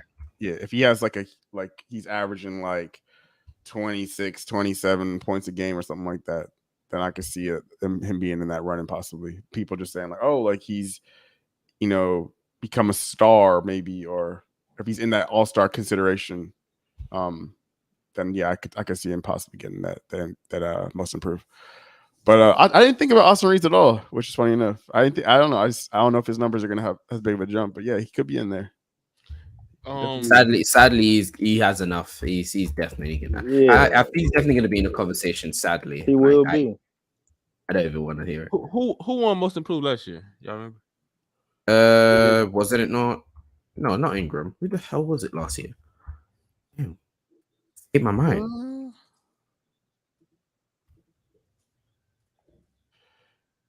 Oh, it's Markkanen, of course. Yeah. Oh yeah. Markkanen, he was the biggest surprise all-star for everybody. Nobody had this man being all-star last year. Laurie. Yeah. Hey man, that's the type of stuff that makes you realize that Yeah. what confidence does to a guy, bro. I think confidence, and I think Opportunity, maybe. opportunity, and I think some level of like sustainability. I think it definitely does a lot for a player's confidence. So for me, and I don't know if I mean I think it would look like he's improved, and I think like this team will be like a borderline play-in team, and he'll put up great numbers. I'm going with Jordan Poole for most improved. That's what I got. Now I think, and definitely when y'all speaking about like confidence, I think just going into a new situation, and you know, I may be a little ahead of myself because I did see that 41 3/4 he had yesterday. But I mean, I definitely think it's set up for him to, just go out there and just have fun. I'm not necessarily gonna say he's gonna be the most efficient player, but I could possibly see him. I think that there's definitely a word out there where he's all-star reserve. I was gonna say, like, what do you think his stats would be if you are a type person to do that type of stuff? I think he can be around like 23, 24 points a game. Him, Kuzma, definitely they're gonna be, taking like 30 shots a game each, something crazy like that. But I think something that can help with his efficiency is playing with a guy like Tyus Jones. And he's gonna he can provide spacing. He's not a guy who turns the ball over a lot. He's Jordan Poole doesn't have to be the lead guard. He can just focus on basically just getting buckets. That's what he do. He's a scorer. He like to be flashy, like to have fun, and I think that was missing a lot in his game last year. He's very like inconsistent, very up and down. We know the situation that happened in the off season, and I feel like he's in a better situation for him mentally, and I could see him possibly running away with the award. So yeah, that's what I got. JP, Jordan Poole. Okay. All right. Next up, what other awards have you done so I can at least give you mine? Oh yeah, we did Rookie of the Year, and I think that's Chet, and then six man. I don't know. There's actually a lot of good six men that I'm actually thinking. Yeah. Give me some off of your head, like what you would think. Well, I said Rui Hachimura. I had Derek White. Oh, you said I don't know if you muted Clinton, but he said Chris Paul. Nah, I'm not choosing Chris Paul. Sorry, he's cooked. He's old and cooked. Sorry, man. I don't believe in that. Old and cooked, man. Man, this man will drop, bro. He will drop points on you, on any player on the court. He's not old and cooked. Dude, he's old. I'm sorry, bro. But he could definitely give you 17 points per game coming off the bench. I think he's cooked to a degree. If you want him to be like a starting point guard, play 36 minutes a night, and lead your offense and all that, that's not what he is. Right, that's what I'm saying. Exactly. So that's what I mean. That's what I mean. He is old and cooked. But if you can't even be a starter level caliber player, and in fact, if you remember last season, why the Suns actually even got to play go into 6 games was not also because D-Book just becoming unconscious as a mid-range shooter. It was the fact that CP wasn't on the court because he would be bullied on defense and then couldn't even speed up the game because he's slow and that's not his game. So only thing on the Chris Paul thing is did they change? Did they change? I thought he was going to be starting with them. Didn't they say that they were going to do something? Well, I think he's only starting when because Draymond is out right now. Draymond had that ankle injury, but I think their starting lineup will definitely be Curry, Clay, Wiggs, Draymond, and then you got Loon. Loon will have to start, but yeah, I mean, but Zeno, I feel what you're saying, but we just talking about being a 6 man. I think Chris Paul is definitely going to help the game of Dante Kuminga. True. With his playmaking ability, yeah. I think because like when because you know the Warriors last season, they starting lineup was like very effective. Like they had one of the best starting lineup like net ratings in the league. But the problem is when Poole, Moody, Kuminga, all those guys came in the game, and it was other lineups that was being ran. It was like it was negative, and then they had a terrible road record. And I think Chris Paul, he's definitely going to bring some order and some leadership to that second unit. Yeah, he's gonna And elevate it. so I I mean, believe so. yeah, to expect him to be, a starting caliber player like every night, nah, hell no. But I think it's a world out there. If the Warriors are winning, it's a world out there where he can win. I'll have to come back to you on that 6 man of the year, but Okay. yeah, so we can just carry on now, I guess. Okay. All right, cool. Before we get into defensive player of the year, do y'all have any hot takes, any bold predictions, any teams that people I think the Timberwolves would beat the Nuggets if. I just want to. Well, let me. I said, I just want to finish explaining real quick. There's any teams I think that's gonna be good that aren't, or teams that's gonna be bad. I mean, any team that's gonna be good that people don't expect them to be, or teams that's gonna be bad that a lot of people expect to be good. Any first time All Stars, any bold predictions, anything like that. Okay, this is not really bold, but first time All Star. I think Jamal Murray is going to be first time All Star this year. I think that after that playoff run, I think he's going to be on a lot more people's radar. The media is going to be giving him a lot more love. So I think he's going to have overall too. I think he's going to average more points per game. I think he's going to have an overall more efficient season, and he was already a very efficient player. But yeah, Jamal Murray first time All Star this year. I feel like that's going to be easier as well because Dane's out there in the East now as well. So that's my first time All Star. As far as like surprise teams, I'm all the way there. But let's just say I think the Rockets are going to be playing around with that plan. They're going to be a lot better than people think. So I'm going to say Rockets are going to be in the playing conversation this year. You're going to be surprised as people. I'm not about to say yet, but I'm feeling like a OKC 2000. Huh? Hold on, what you gonna say? No, go ahead. Yeah, I'll tell you mine afterwards. But yeah, I'm feeling like a semi OKC 2009 2010 type turnaround from like one of the bottom worst teams in the league to, I'm not gonna say a 50-win team, but we're gonna be in there like close to making the playoffs. Probably. I'm gonna say playing. I'm gonna go around and say I think the Rockets are gonna be a playing team this year. Okay, so my one is I actually see the Nets finishing anywhere between 6 to 8 seed in the East.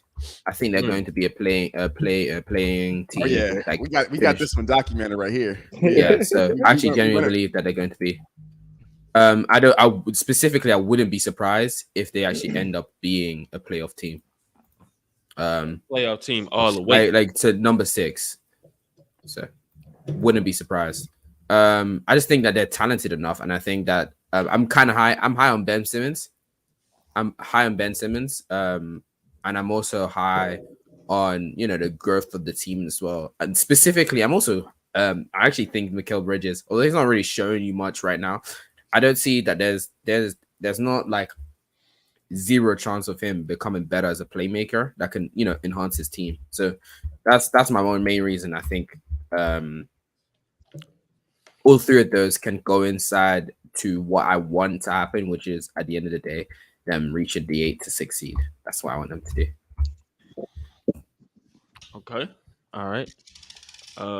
C Money, you got any hot takes, bold predictions? Really, to me, I mean the Suns. They feel confident. I believe KD say you can't guard all of us, but I think other teams are gonna be able to figure it out to shut them down. It's a hard take for me because I'm thinking they do got KD, Devin Booker, both nice shooters. Now they adding Bradley Beal, skilled player all around, and to me, just like when the Lakers were stacked. Other teams was able to figure them out, but then Lakers had to figure it out too as well. So I feel like they're gonna have the same start as the Lakers 2 years ago. But I mean, I don't see them going that far just as much as every year, you know, they do all this talk and, you know, everybody praise the Suns and, you know, Booker end up choking. You know, he'll give you a good game, a couple of good games here and there, and then make some bad plays, which will cost them the game. So, I mean, I don't know. I mean, they got 3 superstars, and I want to see what they take it to. Okay. Oh, he said that's not a hot take. He must think the Suns not all that either. Wait, what? Sorry, I was zoning out. What was the hot take per se? He said he don't basically said he don't think the Suns gonna be all that. Yeah. Like Based where? off the Like, comment, think, based off the think, comment that Kevin Durant saying, Oh, it's, you know, it's 3 superstars. Team's not gonna be able to figure out who to guard. All right, so give They me can't like guard a. all So of do them. you think they're gonna be out like in? yeah, that's what I'm round? asking. Like, where do you think they're gonna be seated, and what? I think they're gonna be How out far the you think first they round. go? First round. Okay. All first round right, exit. all right. Does he know? Does he know? Sadly, he doesn't. We'll Okay. see. Okay, no, if he says first round exit, then that's a hot take. Yeah, for sure. That's a hot take. Yeah. We'll see. All right. Just sit back and Yeah, watch. but sadly, he will not get that what he wants because it's not going to be a first round exit What you think? Second round? You think they'll easily. make it that far? I think they're making it to the second round. I think the real question is, are they going to make it to the third or fourth round? That's a real question. I could agree with that. To me, I just don't see them figuring it out right now. But I mean, there is a chance. So All right. My hot take, I think last year that the Sacramento Kings were frauds. And I think especially given that this whole new rule is out now about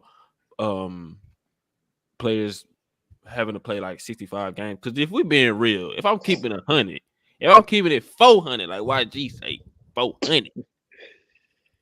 The Kings were in that position largely due to the fact of multiple, like they had the healthiest team in like the damn like league, bro. And multiple stars and superstars of other teams were out. I think they had the starting 5 with the most minutes like played together like in the league. And I don't think they'll be a top seed. I can see them being a playing team. I don't see them being a So major aggression for Sacramento, basically. yeah, major aggression, pretty much. Like I think, yeah, I know. He talking about does he know? I know. Remember, I know. he was an honorary Kings fan last year. He had them beating the Warriors and yeah. a bunch of. I see some major great. Now I do see Keegan Murray taking the lead. I still a fan of De'Aaron Fox, but Sabonis, I think he's a fake player, man. And I'm not a fan of Sabonis. I think he's a Okay. Wait, let me explain. A fake player. I'm explaining. He's a fake rebounder because when it's time for him to get rebounds, Looney was embarrassing him. He's not a very physical, aggressive rebounder that the numbers may show. He's not. I mean, he's a good rebounder though. He's not a great, excellent playmaker because he's a dribble handoff merchant. When I'm loving this. It's time to actually like create plays. He's just standing there and trying to throw it over the top and look like a fool. Mm-hmm. And yeah, I don't. They weren't a great defensive team last year. I don't expect them to be a great defensive team this year. They picked up JaVale McGee, who's old, who's washed. Shout out to JaVale, 3-time champion, but he's not gonna make your defense great. Oh, Bryce Harper stole that base. What you really saying is that Sengun is what what Sabonis thinks he is. Like, and they got him playing the 5, and I think it's gonna be a lot more like healthier players this year. I think the Clippers are gonna be better than they were. I think the Lakers are gonna be a lot better than they were. Yeah, and I mean they can still like make the play-in, make the playoffs. I don't see them being a top seed at all. So I think there's gonna be some major aggression for Sacramento. So yeah, and Bam Adebayo is better than him. Yeah. Wait, I can hear yeah, this. Yeah. I'm- For sure. I agree. With I wanted to see what you started, Zeno. Whoa. What do you mean what I started? Yeah. Hey, I'm just speaking the facts. I'm just bringing truth to the people. But I will say, let's calm down on the Sabonis hate. Yeah, I It's love. not hate. I It's like. just- Okay, I'm- Sabonis truth. I'm deglazing. Yes, Sabonis truth. Okay, it's Deglazing my fault. is My crazy. fault. Yeah, deglazing is. But let's keep it a little bit more serious, right? Yes, we do understand that some parts of his game is kind of fake, but when you realize one thing, that the whole season he was playing with a broken, was it hand or thumb? Thumb One. on his right hand. Yeah. Yeah. Two, he was also dealing with when he was in the playoffs, he was dealing with Draymond, who is one of the best defenders in the league, and Looney. He's So also he's one of the having best kickball players. Alright. But I ain't gonna deny, yeah, like come on now. Like his offense was specifically scoring was exposed for how simple it was. But that's due to the fact that they had one of the best defenders in the league and a big that's literally driving whenever he wants to drive in and do his post moves. He's getting guarded by one of the best players to guard him with. So I'm not really surprised that's gonna happen to him when he's dealing with someone like that. And then his playmaking, that thing I've been shouting at the top of my voice, bro. Him only being able to really do dribble DHOs and playmaking at a standstill is called. While people are trying to say he's a better playmaker than Bam, blows my mind. I'm not gonna lie to you. But I do want to say this, and I do want to make sure, as much as hating on Sabonis is fun, he does actually have he has a decent offensive package. It's just that it got exposed by pretty much the worst people for him to be playing against. True. That is why that happened. I just want to make sure. But yeah, Sabonis is DHO merchant. Yeah, he's a dribble handoff merchant. It was disgusting to watch in the playoffs. But I mean, the large part of me saying it wasn't just Sabonis. I just wanted to get some of that Sabonis energy off because they were saying he was better than Bam, and nah, I don't like that. But I mean they had like the best offensive like all time last year, if I'm not mistaken. Well, not all time, but it was some crazy. I know they had the best offense in the league. De'Aaron Fox was like the most clutch player in the league last year, and I don't know. I mean, I still think Fox can have a good season. I think you muted, Drew. No, I was gonna say something that's gonna be hard to repeat potentially. Like Yeah. winning a lot of those close games in yeah. crunch time. So It's gonna be like kind of like the Minnesota Vikings, like how they was great last year, and they won all those clutch games and they made the playoffs. And now this year, what they got like 1 win or like 2 wins or something like that. Like they ain't been very good at all. It's kind of they've been losing a lot of clutch games, so I think it's gonna be some regression. saying that De'Aaron Fox is the Kirk Cousins of the NBA. No, Nah, Sabonis is the Kirk Cousins. Sabonis De'Aaron Fox is Justin Jefferson. All right, no, that's actually Yeah. not bad. That's actually Yeah. pretty. All right, cool. So we can get into last few things. I can start with this one. This is easy.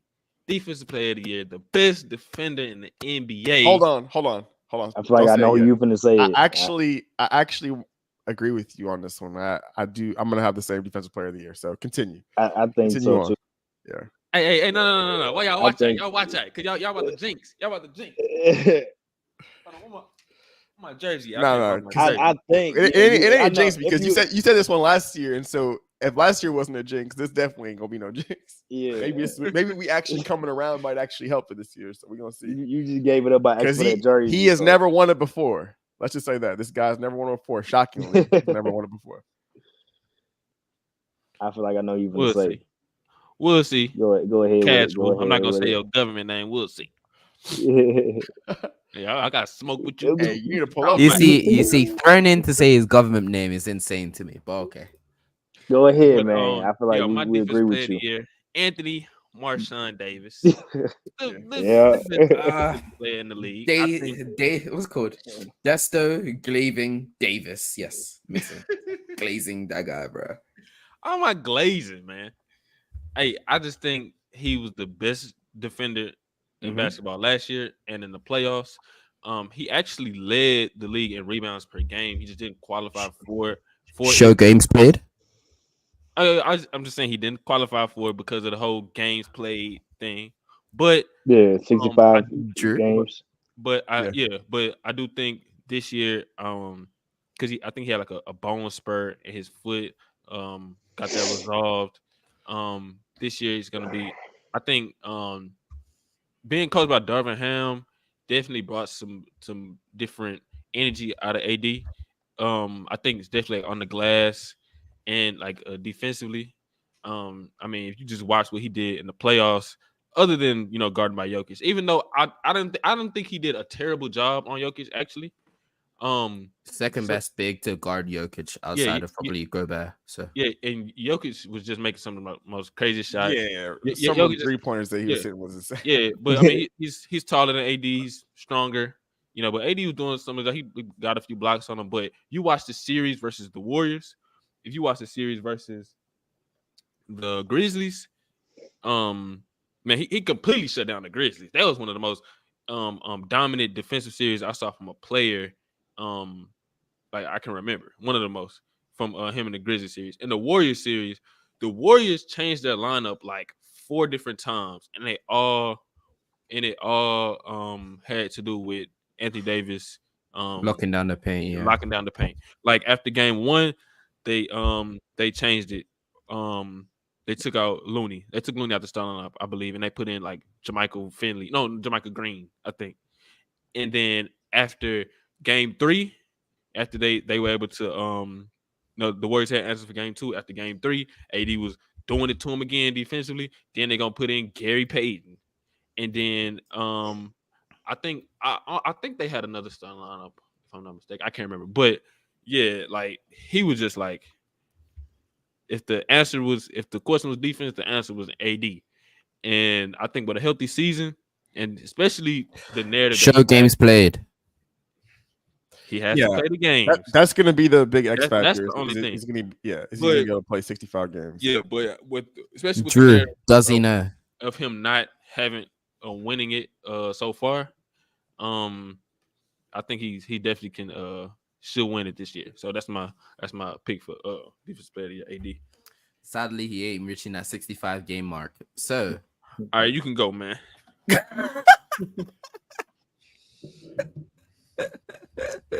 Oh, I'm next. Oh, okay. Yeah.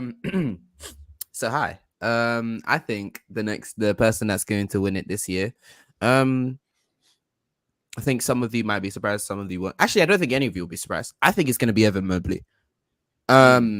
So we've seen a rapid progression in Evan Mobley's defense ever since he stepped into the league. I think every one of us can really say as soon as he stepped into the league, he was pretty much an all defensive caliber forward. Yep. Agreed. If not, like he's borderline at least. Would you say borderline at least? Drew? His first year? Yeah, his first year. I think he was great. I think the first year that Jarrett Allen was the best defender on that team. Oh no! I have no issues with that. I think we all believe that he was pretty much a Jarrett Allen merchant that first year. Yeah, but he was in. I think he was an all defense caliber defender in his first year. Especially when he later on the season became and he understood rotations more and where to place himself. Then in the second year, what did he do? Into contention in deep way. I think you've seen won it. To be honest with you, if you watched from first year and second year, you could tell the amount of growth he had in defensive end. Firstly, it didn't matter if Jared Allen was there or if it wasn't. He was able to man the paint or help. To be honest with you, in his second year, he removed all of his defensive weaknesses outside of screen navigation, but that's just because he's a lengthy 6'11", 7 foot guard forward, so that's gonna be hard for him to do so anyways. So he's able to do all of that type of stuff. at a good to great level. I just think now he's going to. I feel like I'm gonna see him take another leap on that stage where he's gonna become the deep boy. And I think I've spoken about this a little bit later. I think that him, Chet, Wembanyama, and who's the other one? Jared Ellis, called Triple J. I think these 5 players for the rest of this 10 years or so are going to be the ones that are constantly winning the deep boys. I think that these 5 players have so much talent on the defensive end that I would be very surprised if it's like a guard or a wing winning it outside of those 5. Okay, Yeah, that's a great pick. Yeah, I still think. I mean, it's possible he can get it. I still think that Jared Allen's the better rim protector on that team. Oh well, yeah. And so I think that could possibly affect his chances of getting it over. Yeah, I don't think if AD can play the 65 games, or even over Jared Jackson getting it again. I would not. Man, he better not get it. He's not gonna get it again. I promise you. When you sit down and you look at that team, yes, Jared Allen is the better rim protector, but what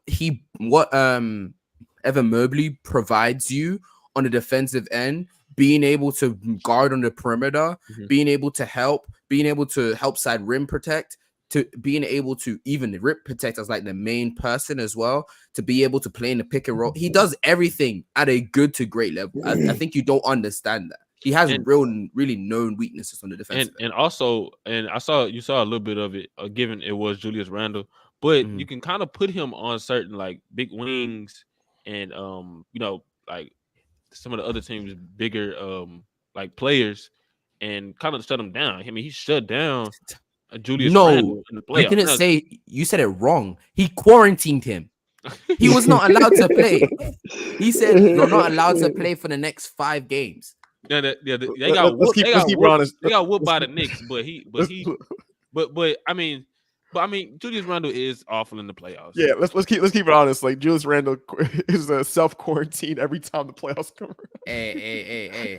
I'm trying to show who. I'm trying to tell you why I have him here. Come on now. Of course, I'm gonna have to somewhat glaze him. Yeah, barely. Yeah. No. I mean, he was clamping him, but like I feel like he didn't even really have to do anything, and Julius Randle still would have probably came out there and basically not showed up.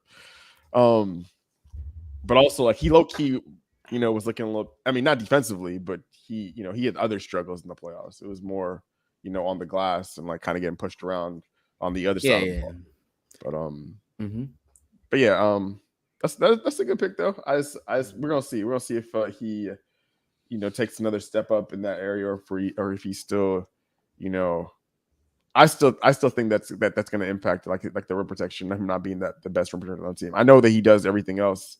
He can guard on the perimeter. He's really good, switching and guarding other small guards. Click this idiot in the chat, please. There is no way you're calling Evan Mobley a fraud. I Devin Booker Glazer. No, he's calling him a fraud just because how he played in the playoffs, but really, like, his defense wasn't the problem in the playoffs. Specifically, defense.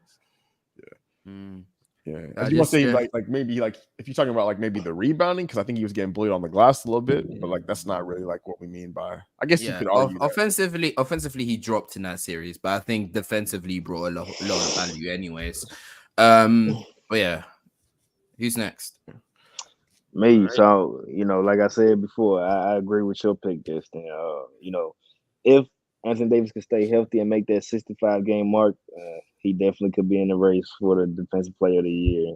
And also the big thing about Lakers is if they can utilize him just like they utilized him on the 16-game stretch that he had, I feel like they would just put him over everybody else. Because, I mean, we know he could guard people. It's just he's very injury prone. So, I think what Charles Barkley called him street clothes Anthony Davis. But I mean, I wish the guy could stay healthy. If he does stay healthy this year, which I believe and I'm hoping for that he's going to be, I mean, it could be all his. All right. Excellent selection.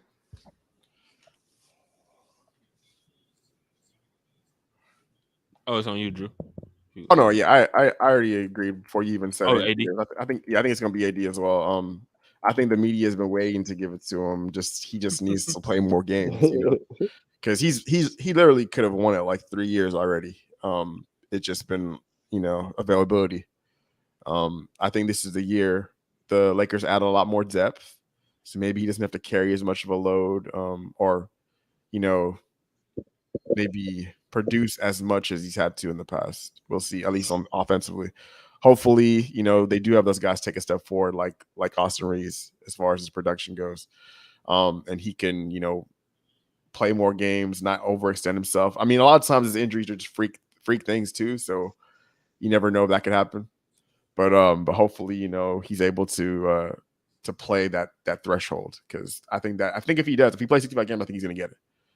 I think most especially this is a media thing, so most of the media does agree that if he is playing and he's at full capacity, he's the best defensive player in the league. I think most people would agree with that. That's just the question mark, right? Yeah. Excellent. Man, hating on AD. Oh man.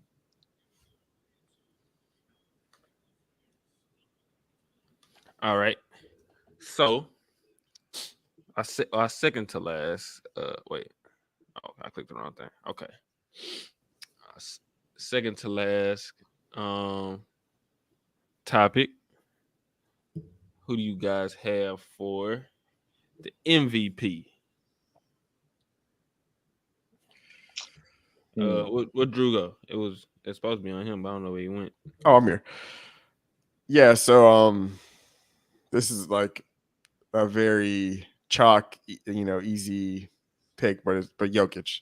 I think it's going to go back. I think it's going right back to him. I'm sorry. I think it's going right back, especially after last year.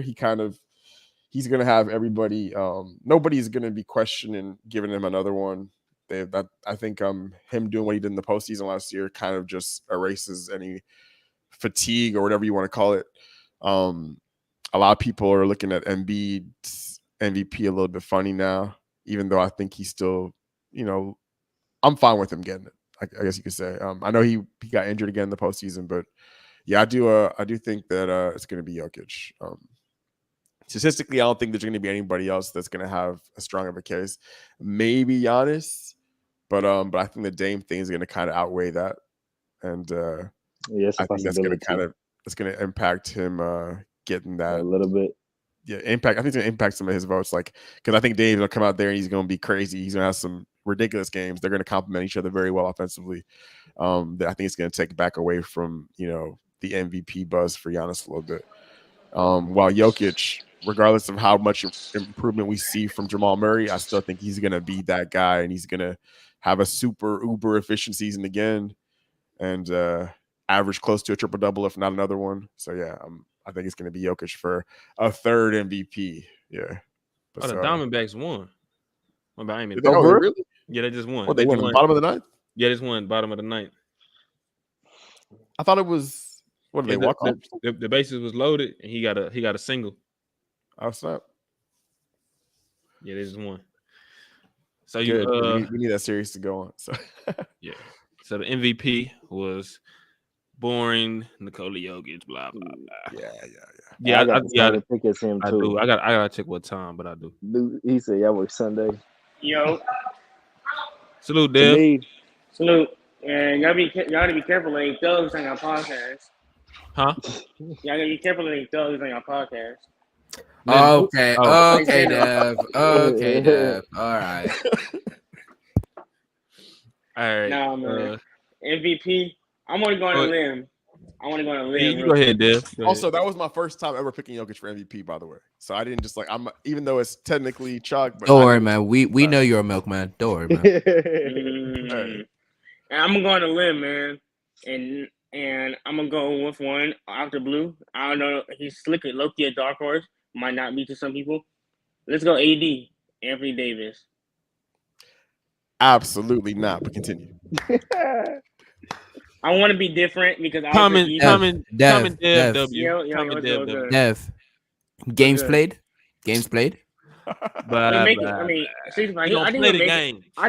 make it this year. I think he'll come in healthy. I think a lot of people are gonna be healthier than what we think this season. Drew, he doesn't. Sadly, Drew, he doesn't.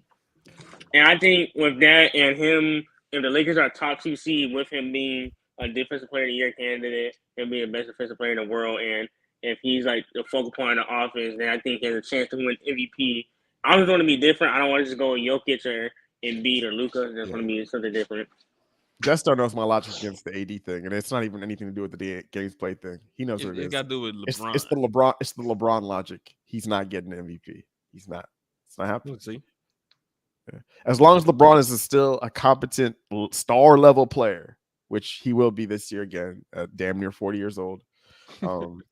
Yeah, he's not going to get it. I just don't see the media giving it to him. I think that the LeBron factor is going to just draw back. I mean, we'll see. I could be proven wrong, but I think the LeBron factor is going to just draw back too much from him getting the MVP.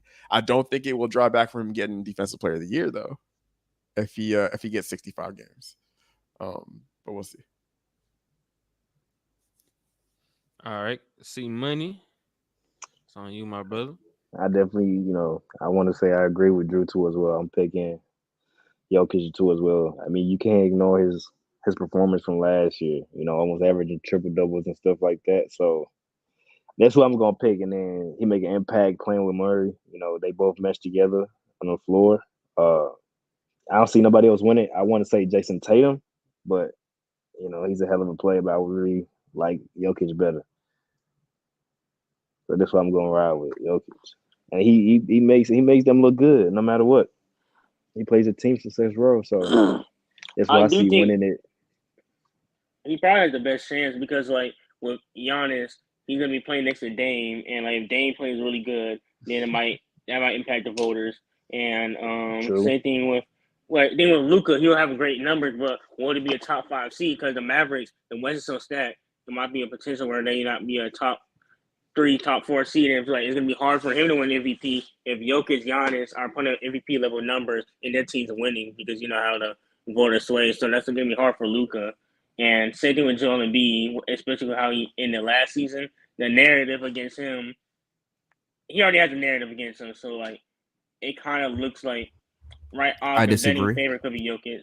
Now I'm saying like from fans, like I think Embiid should be in the MVP race and he has a good chance of winning it, but people are gonna just talk about playoffs, him dropping, there's that other factors that don't really matter. I feel like he'll get unfairly treated. That's what I'm feeling though. All right, so my choice for MVP is none other than Joel Embiid. All right, so the reason why honestly that I think so is because when you look at the turmoil that's happening on the Philadelphia Sixers, and I know Drew is out there dying of laughter, but he needs to be on. I'm being dead ass serious here. When you see the turmoil that the Sixers are going through, we all know what we're going through right now. We're going through the James Harden situation. That means we lose our best playmaker and one of the, I would say top 5, top 6, maybe even top 7 playmakers in the league, which actually helped Embiid become a much more efficient scorer in the regular season.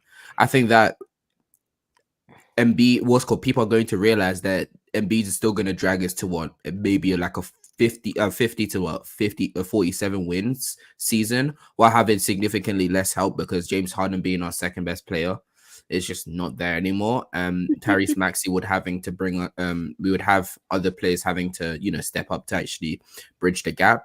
But I think Embiid is going to take a different stance when it comes into this year. He's going to be more defensive. He's going to be focusing on defense more and allowing his team to be more of the the scoring punch. I think that might actually help him, especially how we have a better coach now in Nick Nurse. Yeah, he's such a significant difference compared to Doc Rivers that I think we are not really talking about. And I think that's why Embiid is going to reach it. And no, I'm not hearing the games played, because for the past 2 seasons he's played over 65 games. You can't use that with me. Well, you can use that with Anthony Davis. So let's not do that. Playoff the only thing I'm scared of. All right. The only thing I'm scared of though is if that guy Nick Nurse plays him for 40 minutes in the regular season, I'm gonna lose it. I'm gonna lose it if he plays him for 40 minutes, because this guy, he has some weird tendencies to play players for like 37, 38 minutes in the regular season. Don't do it. Please don't do it. Oh, it's on me? I don't know. Yeah. Okay, so Zeno.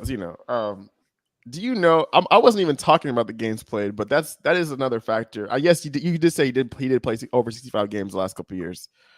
Do you think that having Harden might have helped with that? Not only that, do you think I'm almost certain having Harden help them? Let me add Casual up in here.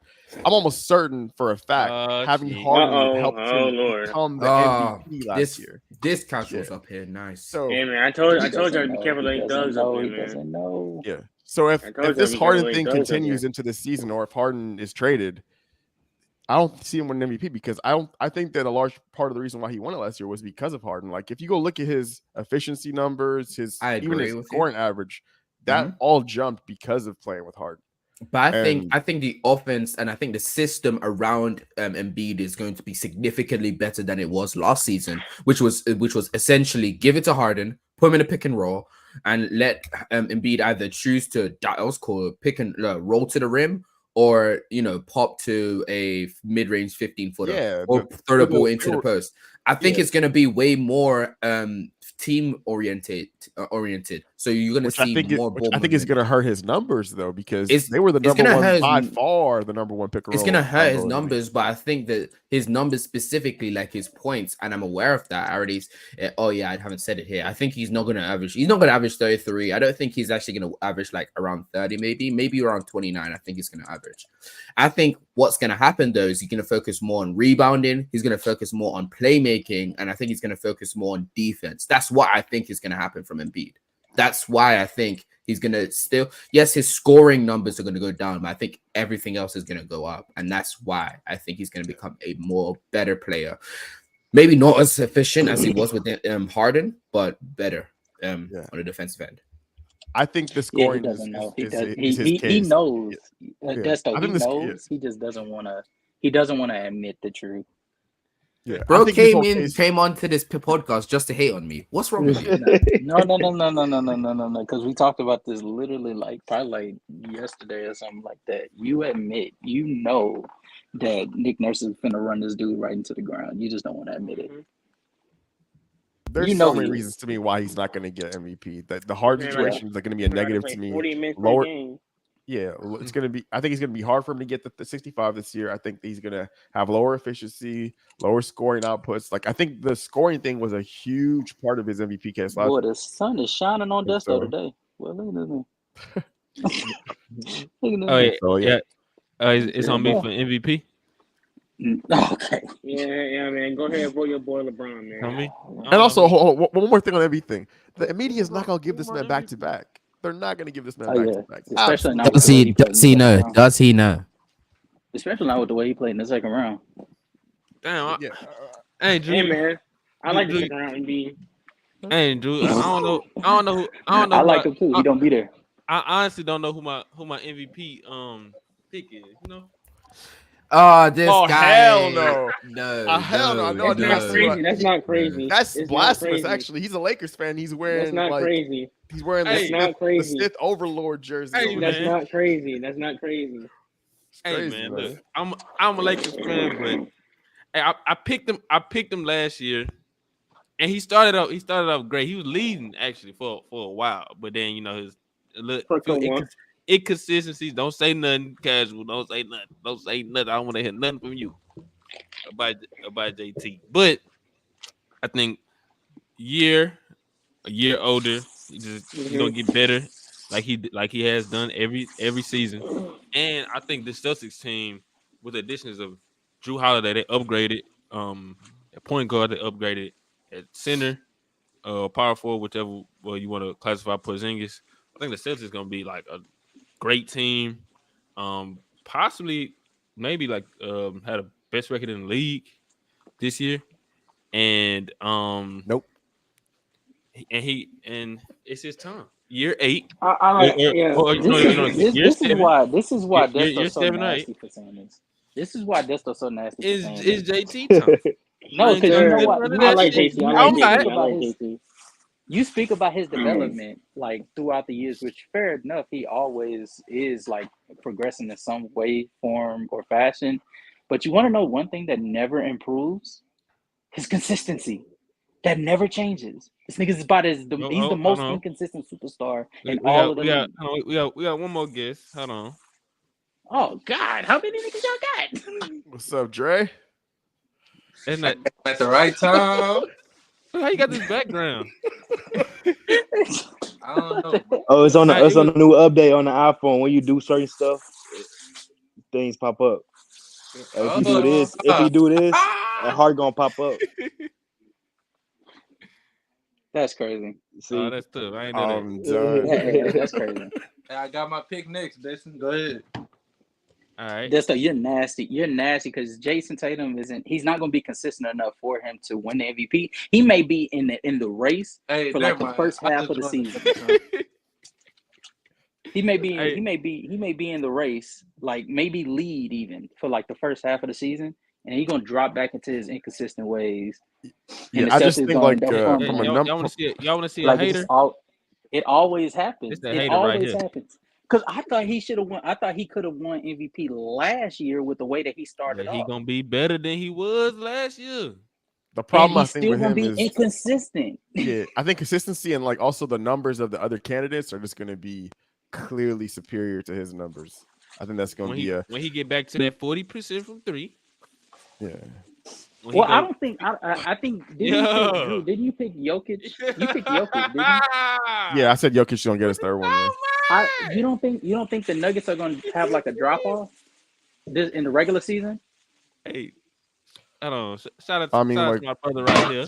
I don't think they need to be the one seed. Yeah. Bro, almost dropped the drink. The top 3 seed, they can still get it. I'm not gonna lie to you. After winning the championship, because this is what typically happens. After winning the championship, even understanding like how good Jokic is now, and like his people appreciate him and giving him his flowers now, you still gotta understand like you have to be even better than you were the year prior. So no, they do have to have the first seed, and they have to have it just as, if not even more convincingly, with Jokic being at the helm playing dominant. Think about I disagree. what happened. Think Think about what happened in 2013 after Miami Heat won the championship in 2012. LeBron and the Heat came back and played even better than they did in 2012. Think about what happened in 2016 for Stephen Curry. After the 2015 Warriors won the championship, Stephen Curry came back and played even better along with the Warriors. So like you have to play even better than you did the year prior for the star player to win the MVP. Well, no, I don't think that's necessarily the case because look at the 2 MVPs that Jokic won, right? Neither one of them, he really was the 1 seed, right? He was a 3 seed. No. Don't do this. Don't do this. Don't do that. Those were like narrative, like what? No, Hey. they weren't even narrative. They weren't narrative. One of them. no, but the one that he won. No, not the first one, but I think The second one? the second Second one one was. was It wasn't narrative though. I think that was actually given. To be fair, if they were to keep it consistent, Embiid should have won that one, and Exactly. then Jokic should have won this one. yeah, that's what I thought. Yeah, I thought. Yeah. Yeah, but I do believe that the reason why is because when you sit down and realize, yeah, he was the 6th seed, but he was only two wins away from Embiid. So like, it's not as big of a difference as you think it is when it comes to seeding wise. Yeah. Even though I feel that Embiid should have won the MVP, I'm not denying that. That's the reason why, and I feel like he still did get progressively better. It was just that you couldn't see it as easily because of the fact that the talent around him was that poor. That was the reason why. So yeah, I think that it's not going to matter because I think it's going to be a similar thing. I think the seeds are going to be fairly close in the West as far as where the Nuggets finish close to the top, and I think that the narrative of him being like a lot of people thought that he should have won 3 in a row last year, right?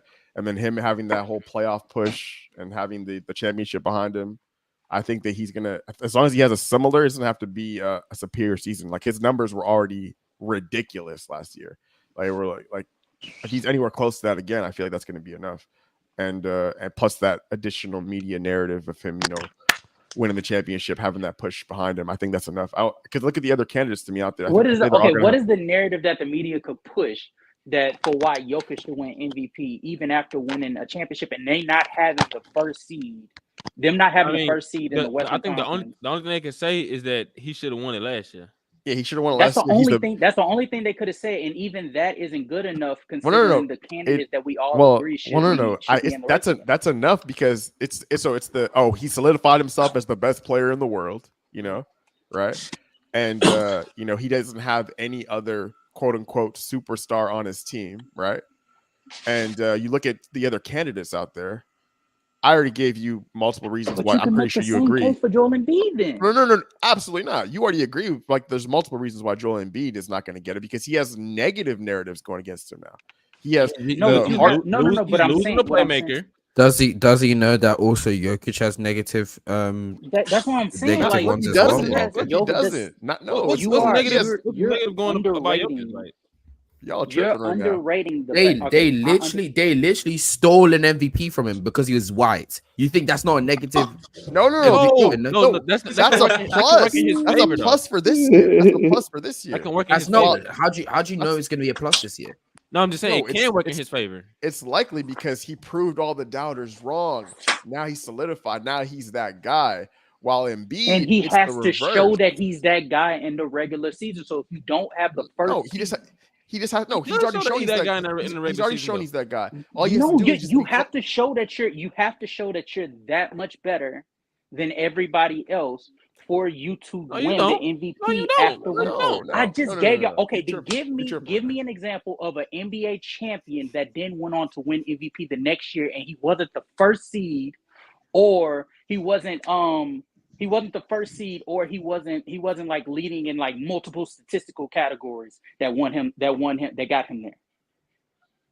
Name me that dude. Name me that dude. A back-to-back MVP?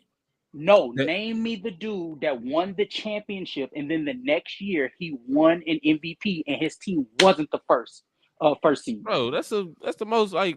yeah. That's so unnecessary. Like, why does it even matter? How is that not? That's literally what I'm telling you. I'm telling you. But Jokic didn't win it last year. Yeah, that's But the thing.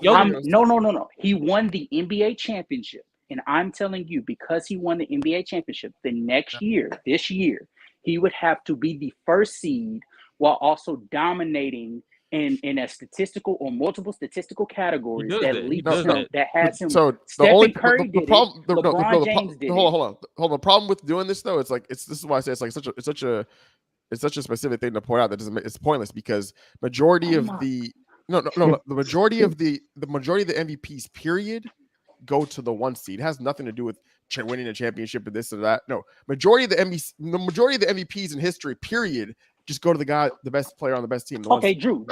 So you're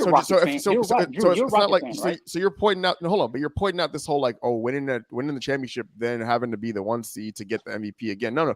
Generally, it's just that if you're not the 1 seed, you usually don't get the MVP at all. Right? Okay, that's generally how it is. Period. But Jokic has already bucked that actual trend. No, that is not. That was not the case. That wasn't the case. Who was the? What are you talking about? Oh no, never mind. Nah, they was wait. The general trend already is that you got to be usually like 95% of the time you got to be the number 1 seed to be an MVP to win the MVP. Jokic has already shown that he's won like what 20% of the MVP. No, hold on. He's won like 20% of the MVPs that were on a number 1 seed already.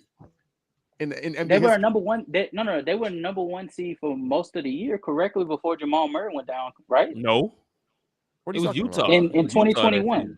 No, Utah. No, they weren't. No, not 2021. Was it 21 or 22? Yeah, 21. It was Utah. Yeah, that was that.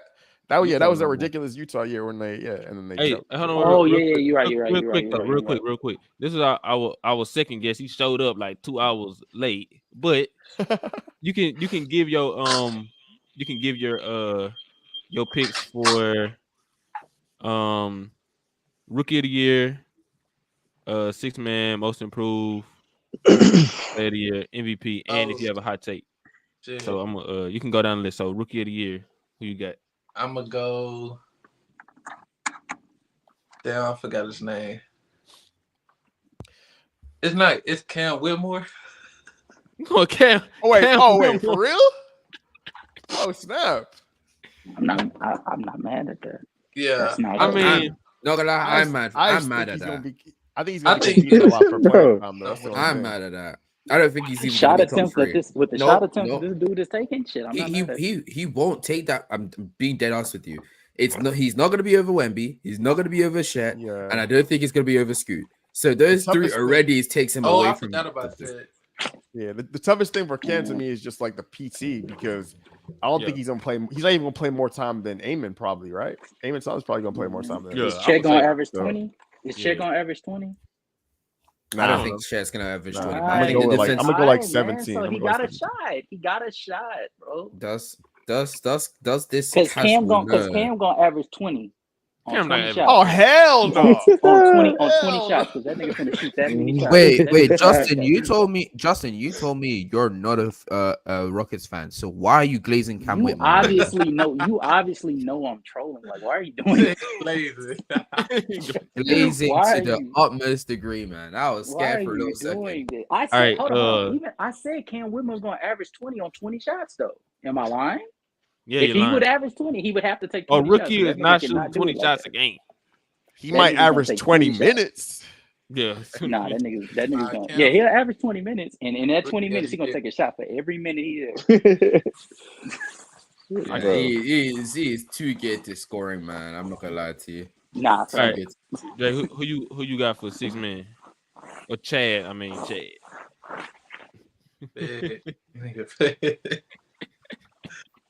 Shit.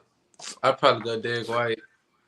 All right, yeah, I like that. I think Drew said. I Drew forget told he's Derek coming White. off the bench. Damn. I just realized. yeah, both- Derek White. That's Derek tough White's story. coming off the Crazy. bench. All right, If Crazy. it You wasn't gotta- Derek White, that's shit, Al crazy. Horford might have a horse in this race. To be honest with you, I'm not gonna lie to you. He doesn't know, sadly. I don't got the heart to tell him. Oh, I guess we just all don't know, right, Zeno? Asshole, Al- man. Al See, why Horford's- did y'all let him on the show? I don't think he's gonna start, and because they playing right now. Did he start today? Oh, I don't even know if he. Starting he- five. it was. I seen it was Drew Holiday. It was JB, JT, Porzingis. Did Derek White start? I don't know. Yeah. I also didn't say my 6 man of the year because just reminded me when Chad said his. Mine is Emmanuel quickly, but yeah, guys, you can carry on. Actually, yeah, Derek White. I think Derek White did start. Yeah, Derek White starting today, but I don't know if he's gonna start during the season, but we'll see. Nah, the Celtics. Dang, they demolishing the Hornets. Golly. I mean, it's the It's Hornets. It's the Hornets. Like it's the Hornets. I'm just what you saying. just said, Desto, is the sky is blue. Like, well, of No, course. I'm just saying. Hey, JT got 11, 6, and 5, by the way. But we can move on. The fact that he specified JT is insane. Oh my god. All right. Most improved. Who you got? Dre? Jordan You Poole. wanna got the two shot? All right. Jordan Poole. I got him That'll too. be MVP this year too. MVP. No, I'm playing. All right. Who you got for? I was scared. Defensive player of the year. Nah, facts. Yeah. What you looking at? I think Jared Jackson. I ain't gonna cap. You gonna repeat? Yeah, I can see that. Hey, I might. Hey, Yeah. Nah, Jared Jackson or Giannis. Oh damn. You said Triple J and he said, nah, I'm out here. Damn. Nah. Giannis though, for real. Giannis. Okay. Yeah. Damn. I think that's possible. I mean, yeah, I think it's possible. He won it already. I think he got to be a little better than he was last year, though. Defense. Nah, they ain't gonna take that load off of him, bro, and he can just play defense. Pause, but Okay. yeah. I feel it. Big I feel pause. it. All right, and MVP, who you got? I got a question after he says this.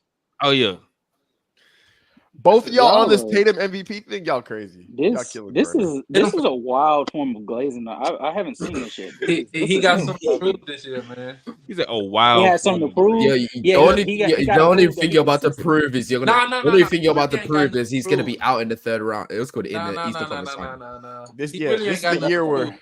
He this is really the year got where hurt Tatum- in that last game, and that's why they lost the series, bro. That's the Yeah. only reason they lost the series. I'm telling you. Tatum's gonna But prove that even Marcus Smart was okay, the even actual leader of that still, team. That's So- what Tatum's gonna prove. even still, So- has he No, has he we shown gonna that he pull can Marcus be? So, Smart. Has he shown that hey, he Marcus can Smart be was holding the consistent? team back. He gonna Hey, prove Nah, Chad, he that. wasn't Chad. holding the team back, bro. Hell nah. Hey, Chad. So you believe that what's called he was an ankle injury away from reaching the finals. So you wanted Jason Tatum to go 0-2 in the finals. Interesting. No, nobody care about 'Cause he finals wasn't. record. He about to go 0-2 in the They was finals. gonna beat the Dylan, you think they were going to beat the Nuggets? Yes. They could have beat the Nuggets.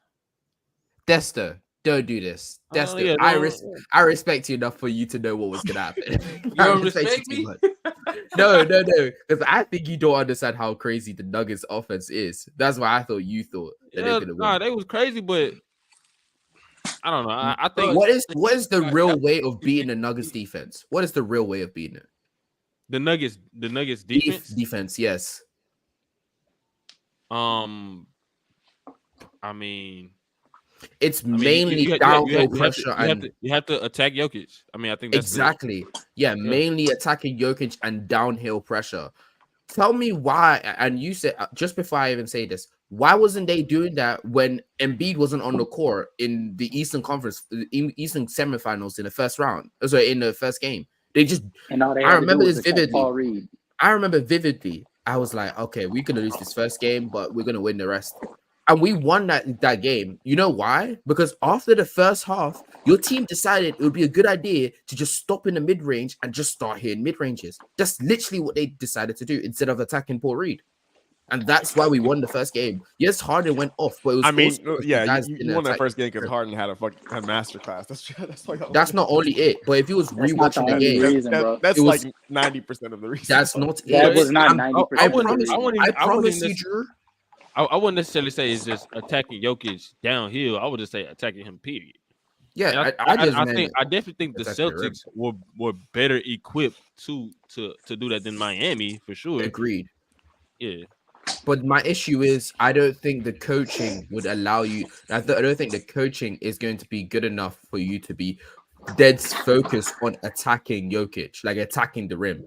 Because you've seen, and watching the Celtics, they have moments and situations where they just stop doing what makes them best, and they start doing this isolation game when that's not what makes them great. It's when they drive and kick, open up this what's called play 5 out, or like when they are driving to the rim, like specifically when Tatum is driving to the rim, because when he gets to the rim, he's one of the best rim finishers in the league. And I don't think that's really an argument, but he has this issue where he sometimes just doesn't. He either just stands behind the 3-point line and becomes a 6'10" James Harden, or he then decides, okay, yeah, I'm going to actually attack the rim.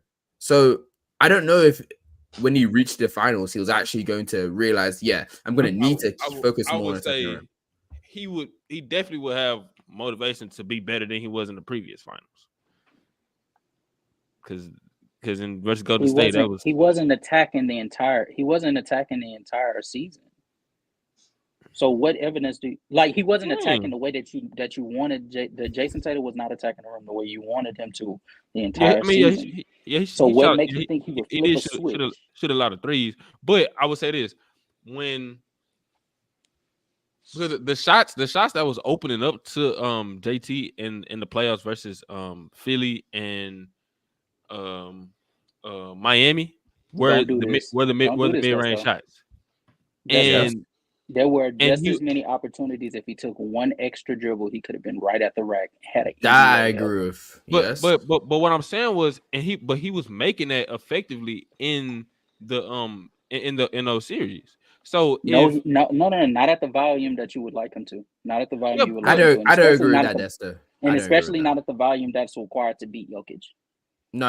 I don't agree with that. But what I'm saying is, but you saying like, okay, like if you go back to the regular season, he wasn't shooting the mid range like at all, like a lot in the regular season. But when it was required in the playoffs, he did it. So why would not think if it was required for him? So even in that game, he wouldn't do that either.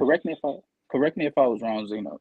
Even in a game 6 where like he went like 0 for something until like you know why he won that? Because he decided he just wanted to shoot threes until he died. That's literally how he managed to actually win that game. And he just happened to survive it, right? And then he did it to him. So So the MVP. question is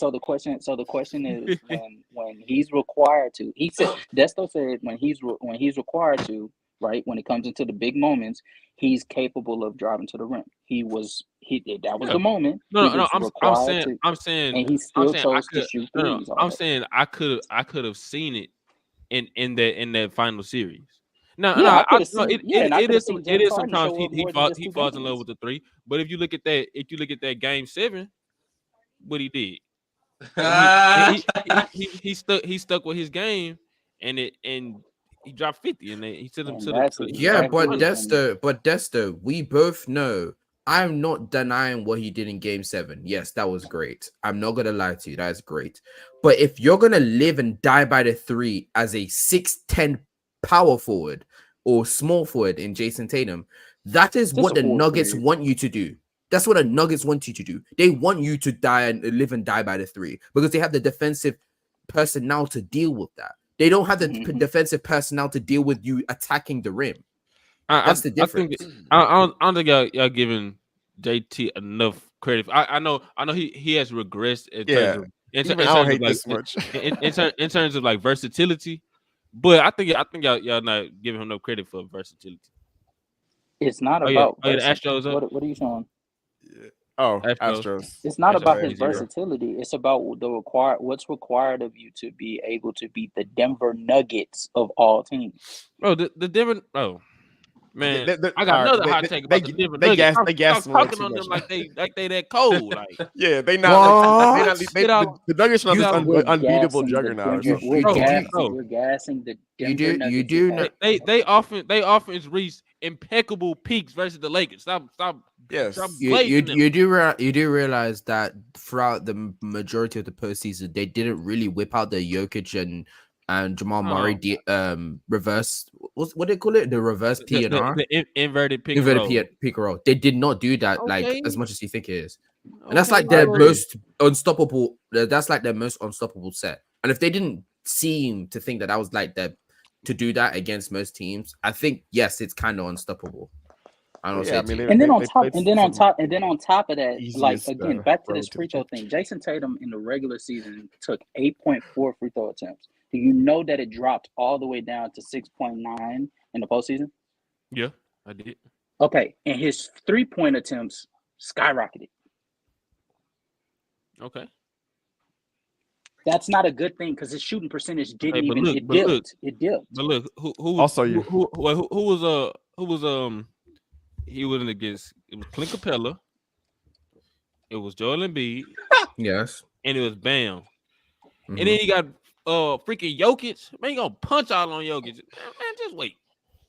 Also, y'all were gaslighting me about that game 1, like that Philly Boston game 1. I'm not saying Jokic is terrible. We weren't gaslighting you. The Celtics shot like 59% in that game, and they shot well everywhere. They led by double digits.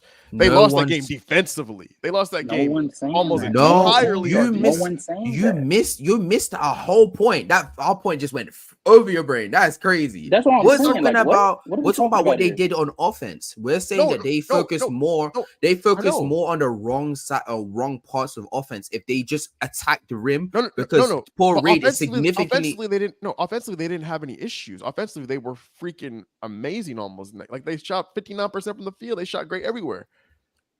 They lost that game. We're saying that it would have been more. That was one of their most. That was one of their most efficient games in that whole series. Yes, because Paul Reed is guarding Paul Reed is guarding the paint. That's what we're saying. We're saying they should have attacked the rim more because Paul Reed is there. But they lost that. They lost one of their most efficient offensive games of that series. They had shot. What are you talking about? Game 1? Truth be told, that first half carries them. The truth be told, the first half carries that entire game. Yeah, James Harden did go off. No, Tatum had 39 in game 1, but Harden had 40. Harden had 45.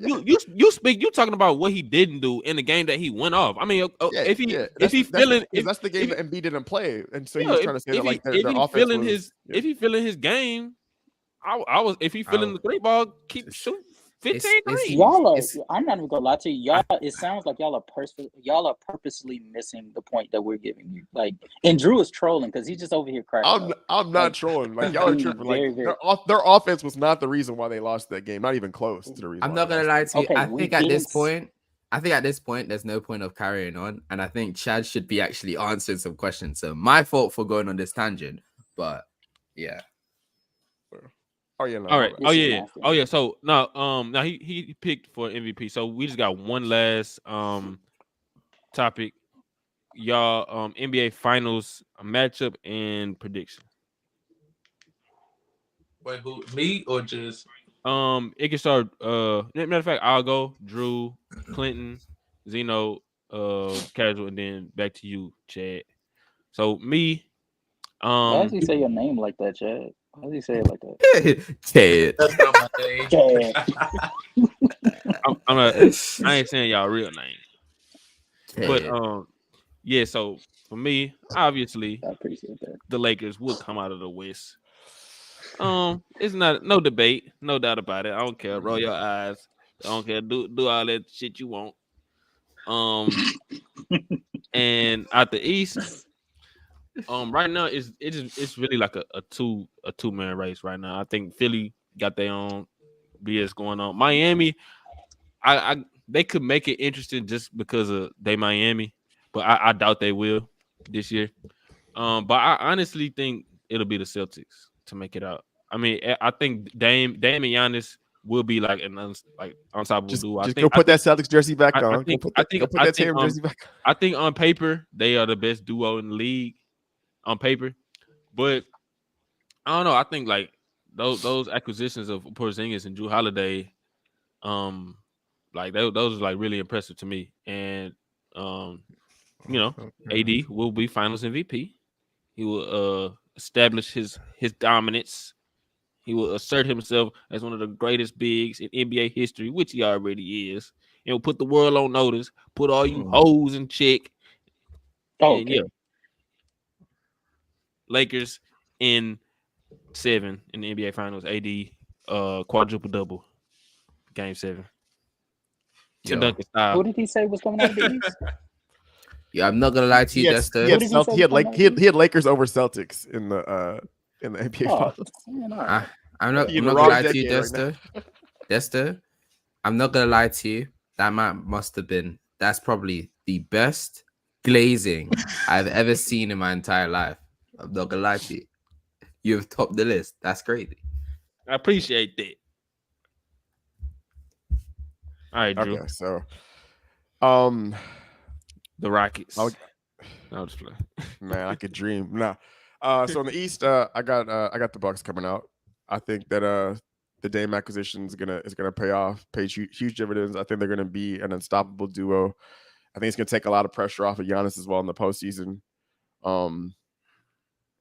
So I don't the questions I have and the reservations I have with the Celtics is I don't believe until I see it that KP is going to be able to stay healthy throughout the season as much as they're going to need him.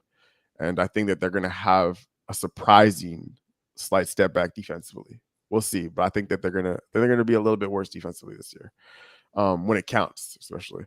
But yeah, so I'm definitely going with the Bucks to come out the East. In the West, I'm sticking with the Nuggets again to come out the West. And I have the Bucks beating the Nuggets in the finals. Giannis getting his second championship. Yeah, Bucks over Nuggets. Not a bad pick. Yeah, it's not a great pick. Very like boring, but yeah, I think that's what's going to be. All right, Clean Yuta. Yeah, I'm still here. All right, who you your finals predictions? I got Celtics against Denver.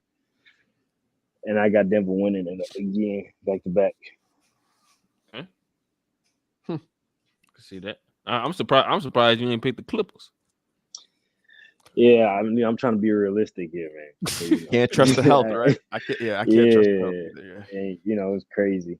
I mean, if James Harden to go over there, I could see them at least being moving up to third seed, but right To now, me, you even know, if the Harden thing happens, I still think like they're gonna have the health issues still. I still think it's gonna be the with ultimate who, with Kawhi or with somebody, like any one of them, really. But yeah, I mean, you have a point though, but it's just I don't know. Until that trade happened, you know, I'm gonna stick with that. All I right. got the niggas winning it. Zeno, finals prediction. You there? Yeah, I'm here. Sorry. B-ball Paul, who you got? I don't know. Like for the West, there's so many teams. Lakers, it could be the Suns, Lakers. it could be the Lakers. buddy. Lakers, Suns, Nuggets. I'm just gonna pick it safe on the and go Nuggets. And then I think it's gonna be sad to say this. I'm so sad to say this. It's gonna be the Celtics.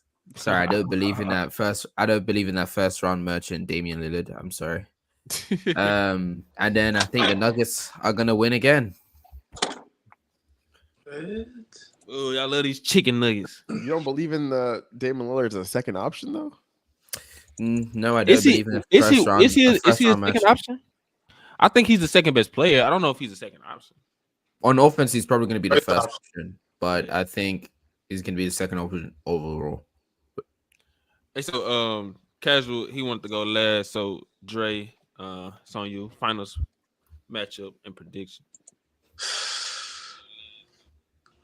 Out the West, I got the Lakers. If Okay, AD is healthy, he gonna be healthy. You know. but I doubt that shit. So I'm going with the Nuggets. And then shit. Oh, okay. So you and Zeno got the same finals matchup. Yeah. So I swear, if you say the Celtics are gonna win, I swear. He I'm said like, he did. yeah, he lifted they up the gonna- jersey. He lifted up the jersey. He did. you think they're gonna win? yes. All right, well, you have to pray on. I don't think the on, Nuggets really got nothing for the Celtics. Like, I'm just being real. No, but you said the Nuggets are gonna make it to the finals. Yeah, you said they don't have nothing for the Celtics though in the finals. Okay. All right, it's on you, Okay. my brother. I think They are we saying lose. if everybody's healthy, right? Yeah. No. I mean, just go with what you think is gonna happen. Yeah, Whatever. casual. I just want you to know they lose. If you think the injuries are gonna be a factor, just say that. Okay, then in that case, I think realistically the Lakers are the best team in the Western Conference, but I don't think AD is going to be healthy enough. So I think the Nuggets are going to make it to the NBA Finals, go up against the Boston Celtics. I'm sick of y'all. with this I'm AD. thankful. I'm thankful he said it. He said it from his own heart. That he ain't gonna reach the finals. Let's go. The fan in me wants to say the Milwaukee Bucks advance, but I still think the Boston Celtics are the better team. So I think they make it to the NBA Finals, and the Nuggets smoke the Boston Celtics. I'm not gonna lie to you. I still don't think nothing Love changes. these Nothing Nuggets. changes. So everybody got the Nuggets except for me. Okay. Yeah, because you're a fanboy.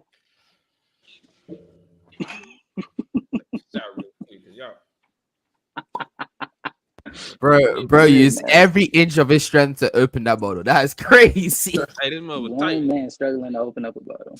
That's crazy. Y'all gonna rule today. Y'all pick against my Lakers. It's not that I'm betting against him. I told Nah, you I did, said y'all. outright. That's my healthy. Oh, AD healthy. Yeah, if they're healthy, but I don't think AD is going to be healthy. And if AD is not healthy, then they're not winning. There is no way he's actually been upset when he knows in his own heart of hearts. You don't know if That he's is- gonna that's play true. 65 games. He doesn't know himself. All right. Do y'all know Jamal Murray gonna be healthy? No. Hey, Yes. all right, Yes. you can't do that. Jamal Murray had Nah. one freak accident. This man, Bro tore his ACL, and you're saying that's crazy. Y'all know. Y'all do y'all know? What about they lost Bruce Brown? What about that? Man, they I hit think all I them think lucky that ass shots. no I'm sick of the wait Nuggets. They hit all them lucky wait, ass but I shots. I'm just sick of the Nuggets. wait, but I just okay. If AD isn't there, that Bruce Brown loss doesn't matter. It doesn't matter He because y'all gonna be don't. there though. He gonna be there. He was No, there. okay, He okay. gonna be If he's there, then y'all winning. If he's there, there. y'all Yeah, winning. and But that's I what's don't. gonna None happen. of us think that he's going to be there. None of us think Well, he's going he to is be gonna there. be there. I need you to think that. I think need you. you to think that, he says. You know what? As your brother, I'm on your side. Okay, got you. Oh, LeBron, turn it back You around. you let him genjutsu you. That's crazy. You let him put you under a spell. Wow. All right. Well, that's a wrap for this episode, man. I appreciate all y'all pulling up. C Money, Zeno, Yeah. the Casual, and Chad. Yeah. This is The true casual. Yes. He knew not. Yeah, he knew not to Hey, say my what's that? cousin What I name. let you, man. Hey, wait, now this is a fun episode. Definitely gonna have all y'all tapping in during the season, and also subscribe. Hold on, let me put it in the tight zone. Subscribe to my guys right here, Casual and Zeno, the Hoopsters podcast. Yes, subscribe up. Tap in with them boys. Well, when y'all do episodes every Sunday or what? Every Friday and Sunday. Every Friday and Sunday. Mm-hmm. Okay, yeah. Make sure y'all subscribe to them, put their notifications on. Y'all got anything else to say before we close out? Yeah. Every Fridays I get to stay away from this guy Casual. And then on Sunday I have to sadly do a show with him. So yeah. Okay. Hey, make it big again. So, on you? Say it again. Hey, yo, what? The podcast. What? They talking about pause and all that shit. Oh, Hoosters. Nah, that's what he said. That's what he said. The Hoosters, yeah. He said, and I quote, make it big. All right. What time y'all recording tomorrow? God. We streaming. It's bro, only that's 2.0. Zeno's. That's Zeno's. The Hoopsters, aka the Brooklyn Nets Glazers. All right. All right.